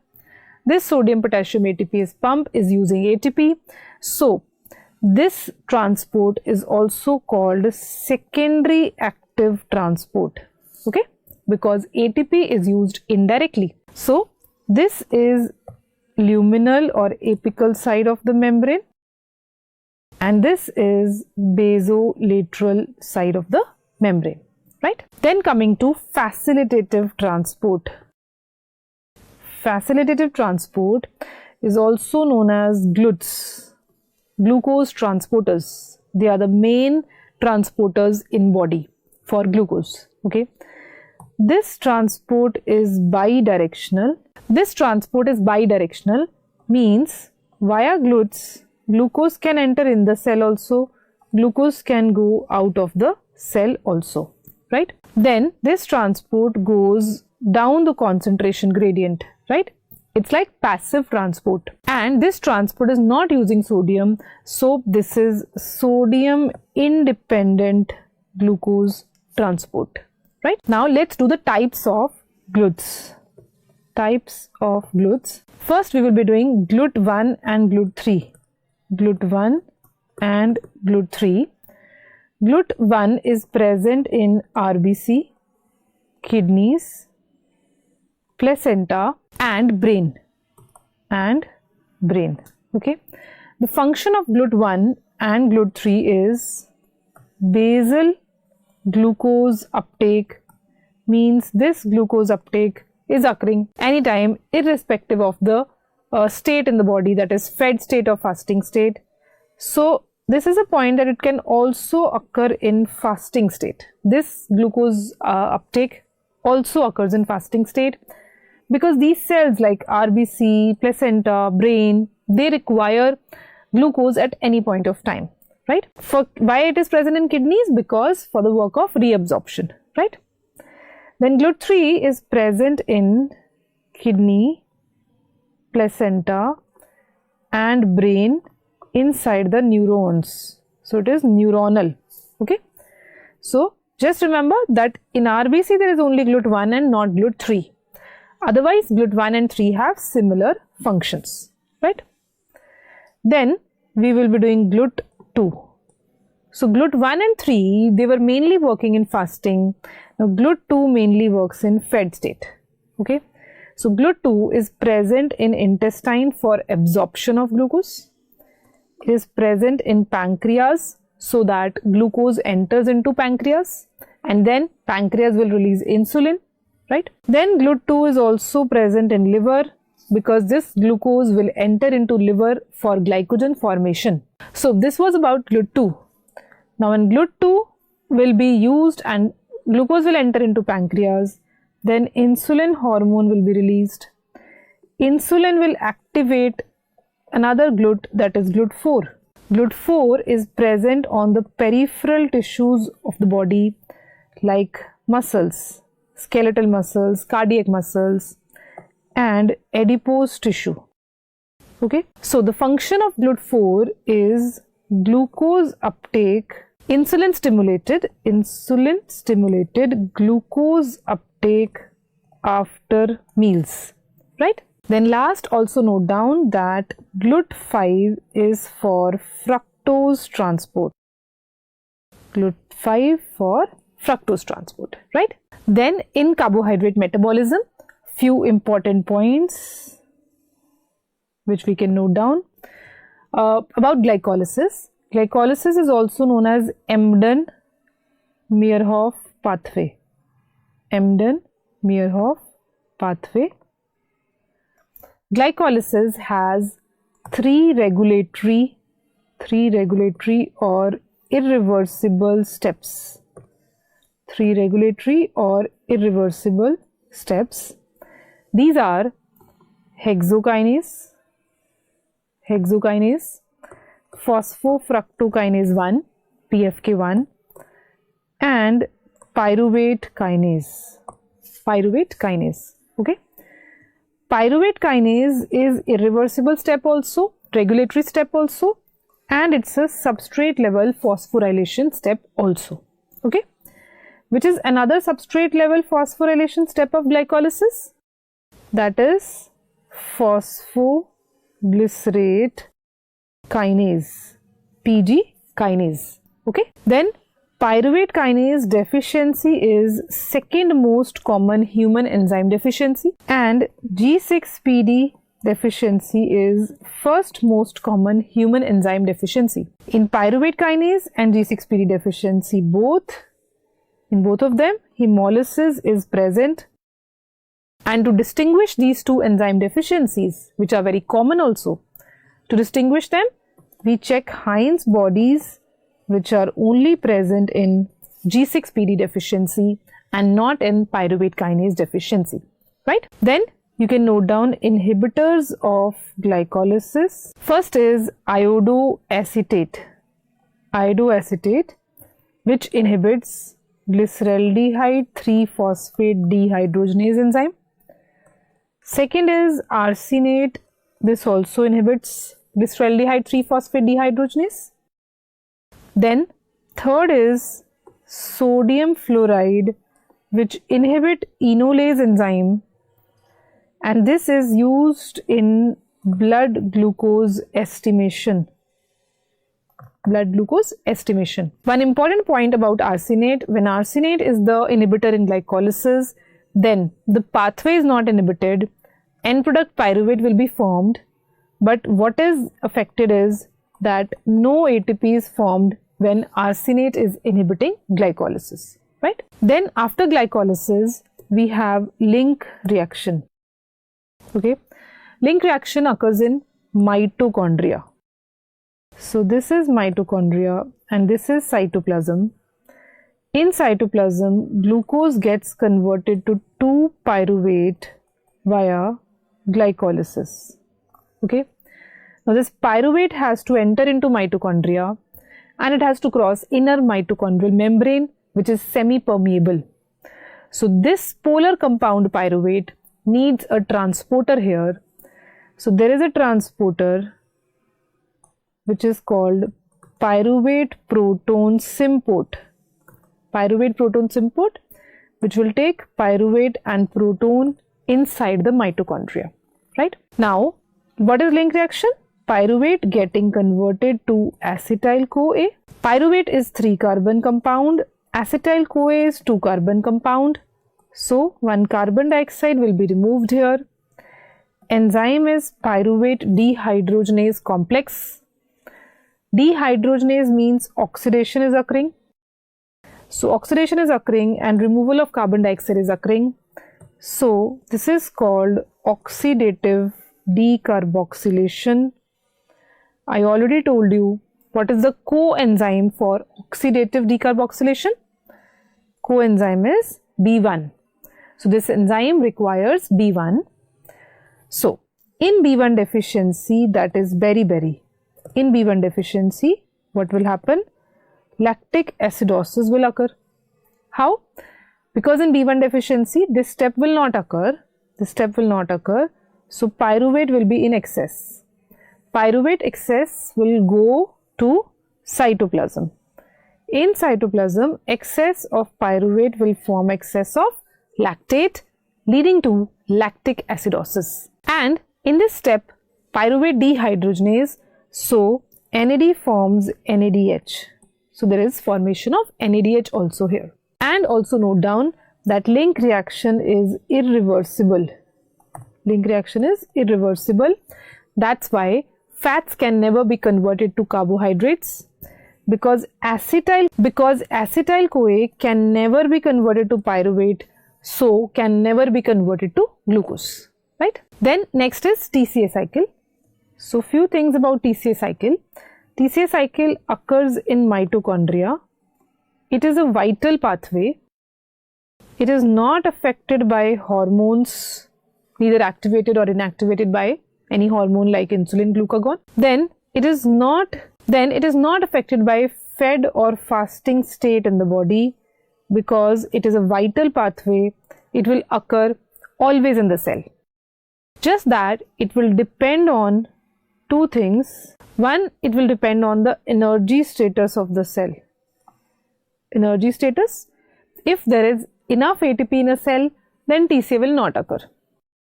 If energy is less, then TCA will occur to make energy, right? Then second is availability of oxaloacetate. If oxaloacetate is available, only then TCA will occur. So oxaloacetate is a limiting factor. It's a very important factor for the start of TCA. So oxaloacetate is regarded as carrier of TCA or first substrate of TCA, right? Also, it is known to have catalytic role in TCA, because TCA starts from oxaloacetate. There is addition of acetyl-CoA in oxaloacetate to make citrate, and then many intermediates are formed, and then oxaloacetate is formed in the end. So oxaloacetate is said to have catalytic role because it is not used up in the cycle. In the end of the cycle, TCA cycle, oxaloacetate is obtained as such, right? Then TCA occurs in aerobic state. It cannot occur in anaerobic state because in anaerobic state, ETC will not occur. And NADH and FADH2, which are produced from TCA cycle, they cannot enter ETC. So there is feedback regulation from NADH and FADH2 in anaerobic situation, which will finally stop TCA cycle, right? Then note down, there is only one SLP step, substrate level phosphorylation step in TCA cycle. That is by enzyme thiokinase. This thiokinase mostly produces ATP. Mostly it produces ATP, but it will produce GTP in liver and kidney. It will produce GTP in liver and kidney for gluconeogenesis during fasting or starvation. Okay, so be careful if this question is asked. Then also note down that acetyl CoA is not the intermediate of TCA. Acetyl CoA is not an intermediate of TCA cycle. Other molecules which are there in TCA cycle, they all are intermediates, right? Then in TCA cycle, two carbon dioxide are removed. These carbon dioxide are removed from oxaloacetate. Okay, your first best answer to be marked is oxaloacetate. If oxaloacetate not given, then you mark acetyl CoA for such a question, right? Then we can do inhibitors of TCA. Fluorocitrate. Fluorocitrate is competitive inhibitor of enzyme aconitase. Then fluoroacetate. Fluoroacetate is non-competitive inhibitor of the same enzyme aconitase. Then arsenate. Arsenate inhibits alpha ketoglutarate dehydrogenase enzyme. And then malonate. Malonate inhibits succinate dehydrogenase. Okay, you should also note that this compound malonate or malonyl CoA, it is a 3-carbon compound. Okay, be careful, malate is 4-carbon compound and it is intermediate of TCA, but malonate, when N is written here, malonate or malonyl, okay, be careful, this is 3-carbon and this is inhibitor of TCA. In fact, this compound is inhibitor of 3 pathways in the body. It is inhibitor of TCA, ETC and beta oxidation of fatty acid. It inhibits CPT1 of beta oxidation, right? Now, next, tell me, whenever we are feeling low in energy, lethargic or weak feeling, then why we take vitamins? Or if some patient is complaining lethargy, then we will prescribe vitamins to them. Why? Is there any relationship between energy and vitamins, especially B complex vitamins? Yes, this is a very important biochemical relationship. What is this? That 5 coenzymes are required for link reaction and TCA. Link reaction and TCA are giving lots of energy and 5 coenzymes are required. These coenzymes are lipoic acid, vitamin B1, B2, B3 and B5. So out of these 5, 4 are B complex vitamins, right? This is the relationship between energy and vitamins. Very, very important and frequently asked. Okay. Next, moving on to ETC. ETC is occurring in inner mitochondrial membrane. It is electron transport chain. Okay, electron is getting transported from one molecule to other to next molecule, right? So we have few components of ETC. So first is we have protein complexes. Protein complexes, complex 1, 2, 3, 4 and 5. So there are 5 protein complexes. Then 2 mobile electron carriers. 2 mobile electron carriers means they can move within the membrane. But these protein complexes are fixed in the membrane, they cannot move. Okay.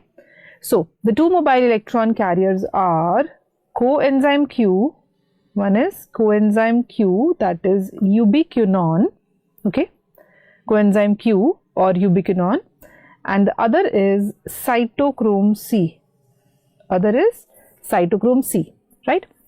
Now cytochrome C is also a peripheral membrane protein. It is also a peripheral membrane protein. So we can say that coenzyme Q is the only non-protein member of ETC. Only non-protein member of ETC. All other are proteins, right? Then ETC is, we know it is known as oxidative phosphorylation. Oxidative phosphorylation, because oxidation and phosphorylation are coupled with each other, right? Now what is uncoupling? Uncoupling is when these two are not coupled. Means one is occurring, oxidation is occurring, but phosphorylation is not occurring, right? Now this thing is frequently asked, that what are the uncouplers in ETC. So one is drug acting as uncoupler, that is dinitrophenol. Then another natural uncoupler is thermogenin. Natural uncoupler thermogenin. It is present in brown fat in hibernating animals and in neonates, and it is responsible for non-shivering thermogenesis. Non-shivering thermogenesis, right? Another natural uncoupler is thyroxine, right? And uncouplers generate lot of heat. Okay. Now see this question. ADP to ATP conversion is inhibited by. This question may be asked. Or another question is ADP to ATP transfer is inhibited by which drug? So if conversion is asked, then you will mark oligomycin. Then because it inhibits complex 5 and complex 5 converts ADP to ATP, right? And if transfer is asked, then you will say atractyloside. Drug atractyloside will inhibit the transfer between ADP and ATP across the inner mitochondrial membrane, because this compound inhibits ADP-ATP translocase. ADP-ATP translocase, right? Now next, let's write down the inhibitors of other complex of ETC. Inhibitor of complex 1 is rotenone, phenobarbitone. Okay. Note that here 1 is written in the end of both these compounds, so it is easy to learn they are inhibitors of complex 1, right? Then complex 2 inhibitor is malonate, which is a 3-carbon compound, malonate or malonyl CoA. Then complex 3 inhibitor is fenformin.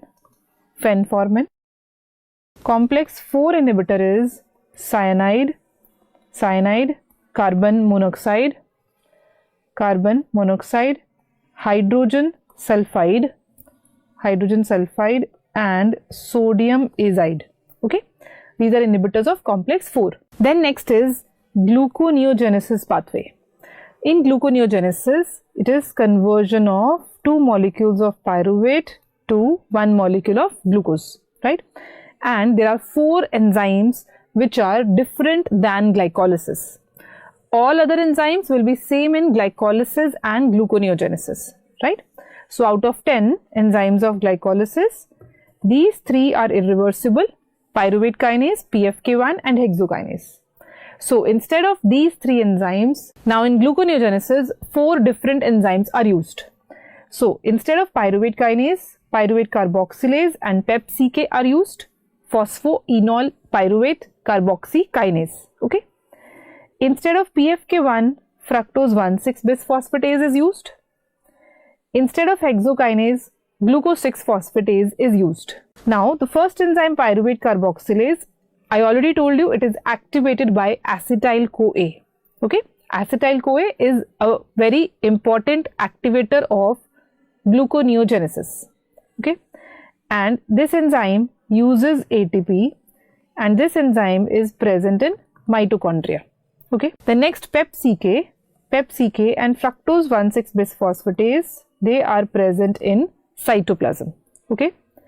Then this enzyme glucose 6-phosphatase, it is not present in cytoplasm, it is present in endoplasmic reticulum. Very, very important point.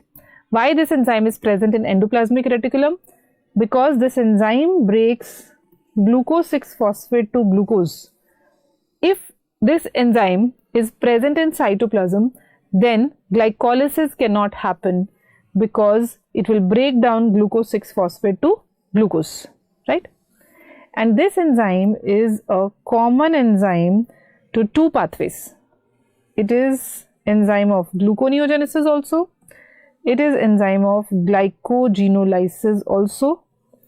And I already told you it is present in liver and absent in muscles, right? Then next we will do substrates of gluconeogenesis. Questions are frequently asked. Substrates of gluconeogenesis. One is pyruvate and also lactate. Lactate can be converted to pyruvate. Okay. Then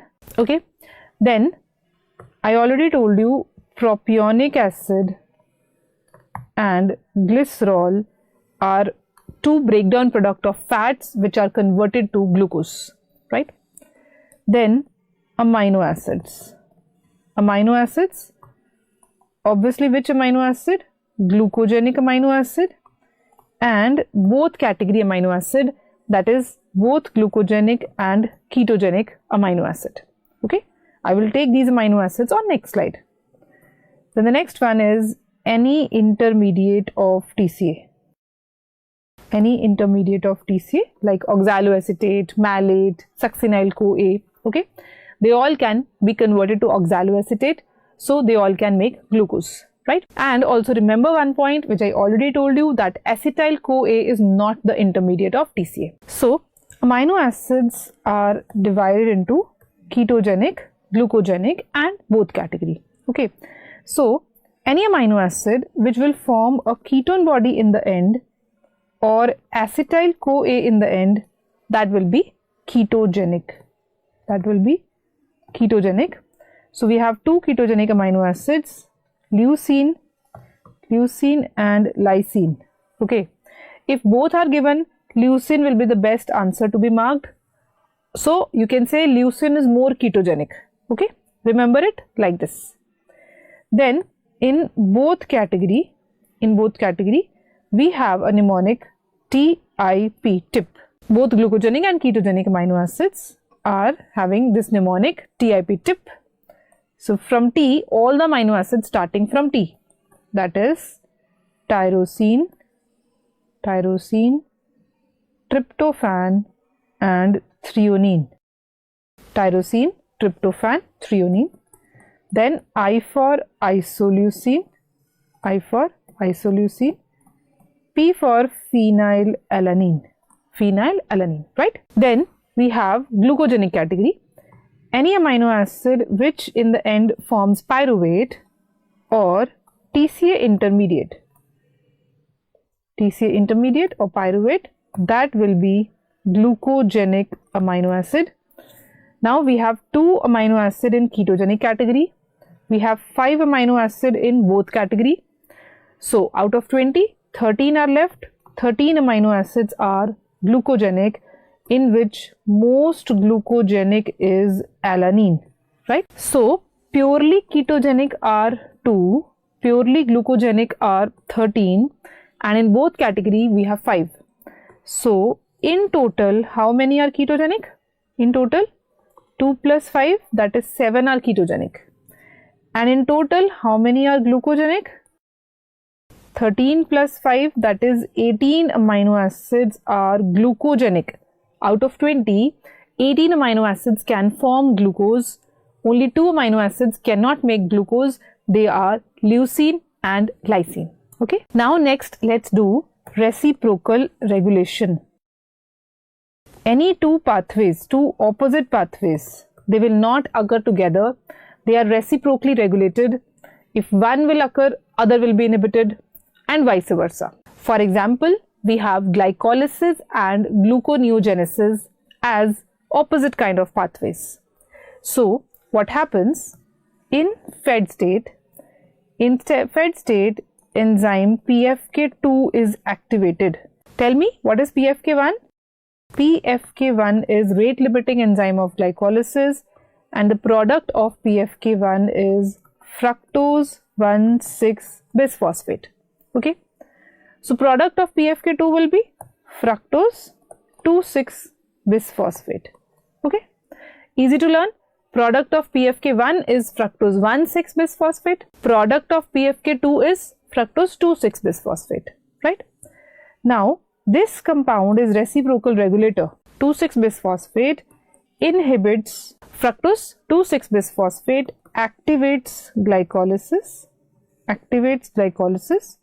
On the other hand, it inhibits gluconeogenesis. Okay.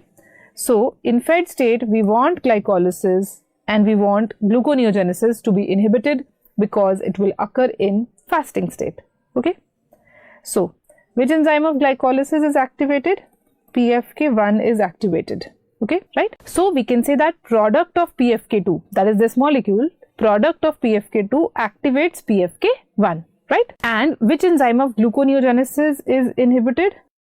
It is fructose 1,6-bisphosphatase is inhibited, right? So summarizing, let's summarize one thing. Fructose 1,6-bisphosphate is the molecule which is involved in glycolysis. Okay, fructose 1,6-bisphosphatase is the enzyme which is involved in gluconeogenesis. Okay, then we have fructose 2,6-bisphosphate molecule which is the reciprocal regulator.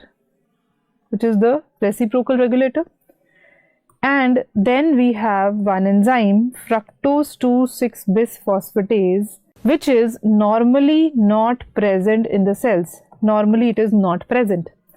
It is present in some cancerous mutation. Okay, if some cancerous mutation occurs, then P53 mechanism is involved, then this enzyme is activated. Otherwise, in a normal cell, it is not active. Okay, and if this enzyme is active, then glycolysis is decreased. Okay. Then in this P53 tumor suppressor mechanism, here TIGAR protein is involved. The full form of TIGAR is TP53 induced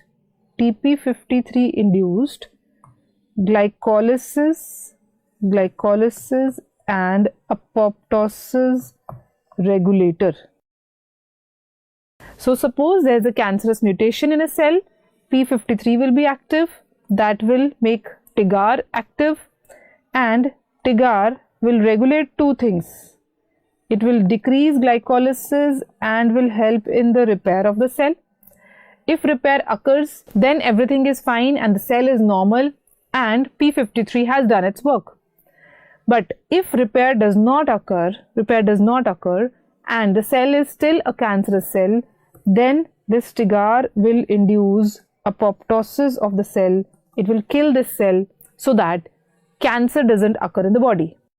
That's why the full form TP53 induced, it is induced by TP53 and it is regulating two things. One is glycolysis, other is apoptosis, right? Then next topic is glycogen.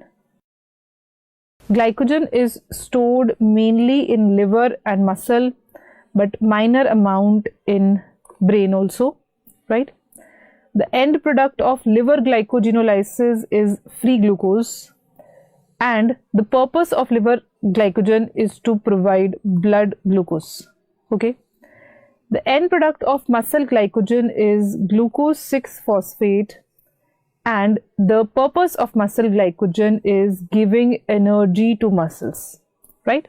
Then we have glycogen synthesis. Glycogen synthesis. Rate limiting enzyme is glycogen synthase. Glycogen synthase, okay? Then we have glycogen breakdown or glycogenolysis, where rate limiting enzyme is glycogen phosphorylase.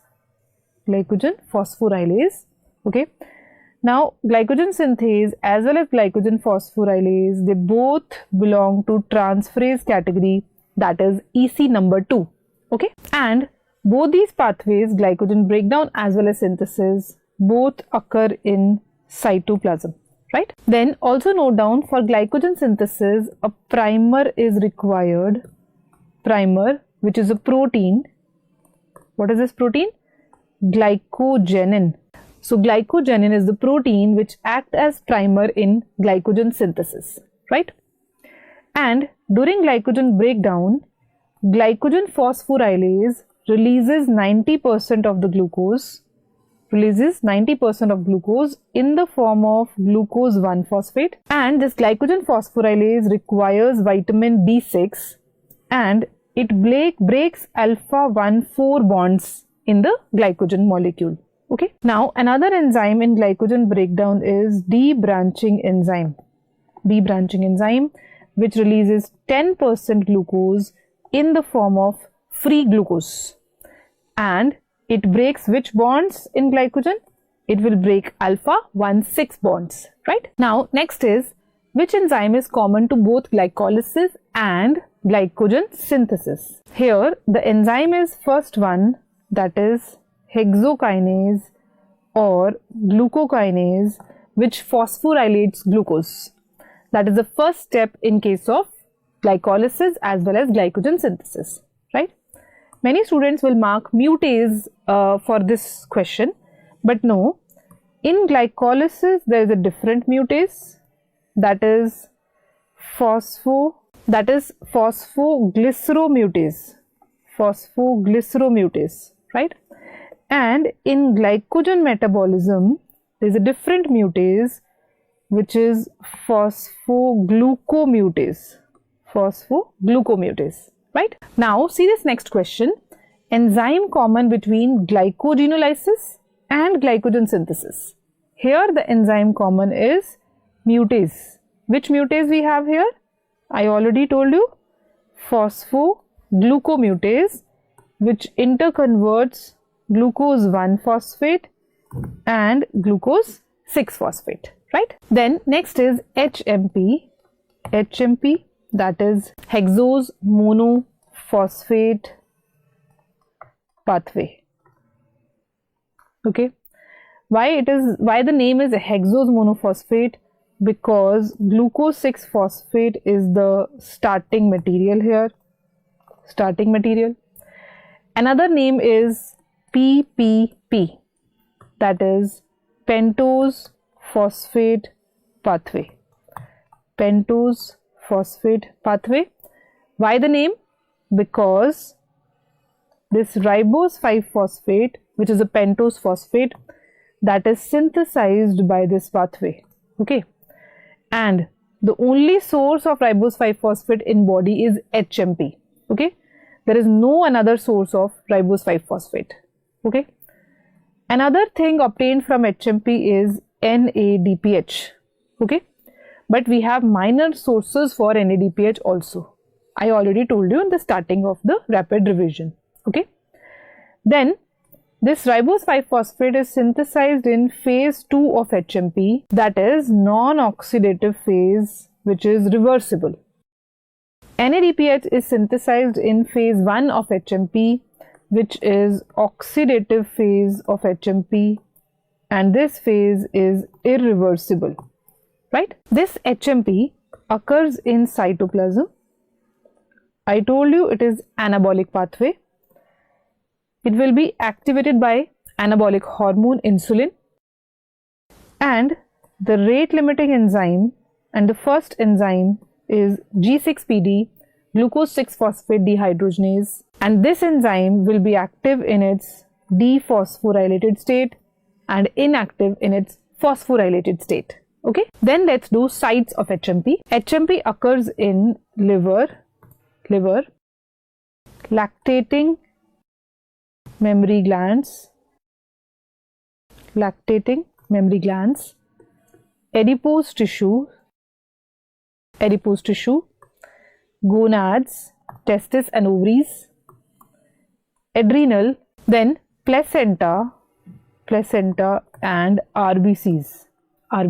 Okay, and the site where HMP can never occur is skin and non-lactating mammary glands. Right? Then let's look at role of HMP in RBC. It is very important slide. Many questions will be solved. Now in RBC, HMP is occurring, so HMP will make NADPH. Okay, and the main enzyme involved is G6PD enzyme. Okay, now NADPH will be converted to NADP. Loss of hydrogen is oxidation, so oxidation happening. On the other hand, glutathione will be reduced, so oxidized glutathione will be reduced. Okay, we have reduced glutathione, so here enzyme is glutathione reductase. This enzyme requires vitamin B2 as coenzyme. Okay, vitamin B2. So this enzyme glutathione reductase is regarded as marker enzyme for B2 deficiency. Okay, which is marker for B1 deficiency? Enzyme RBC transketolase. Activity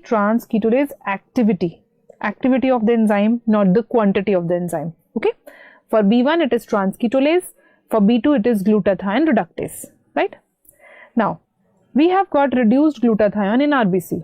Now in RBC there is always excess of oxygen, so free radicals are continuously getting formed in RBC, like H2O2. Continuously getting formed in RBC. So H2O2 will be destroyed to water. It is reduced to water. So glutathione will be oxidized. Okay. So enzyme will be glutathione peroxidase.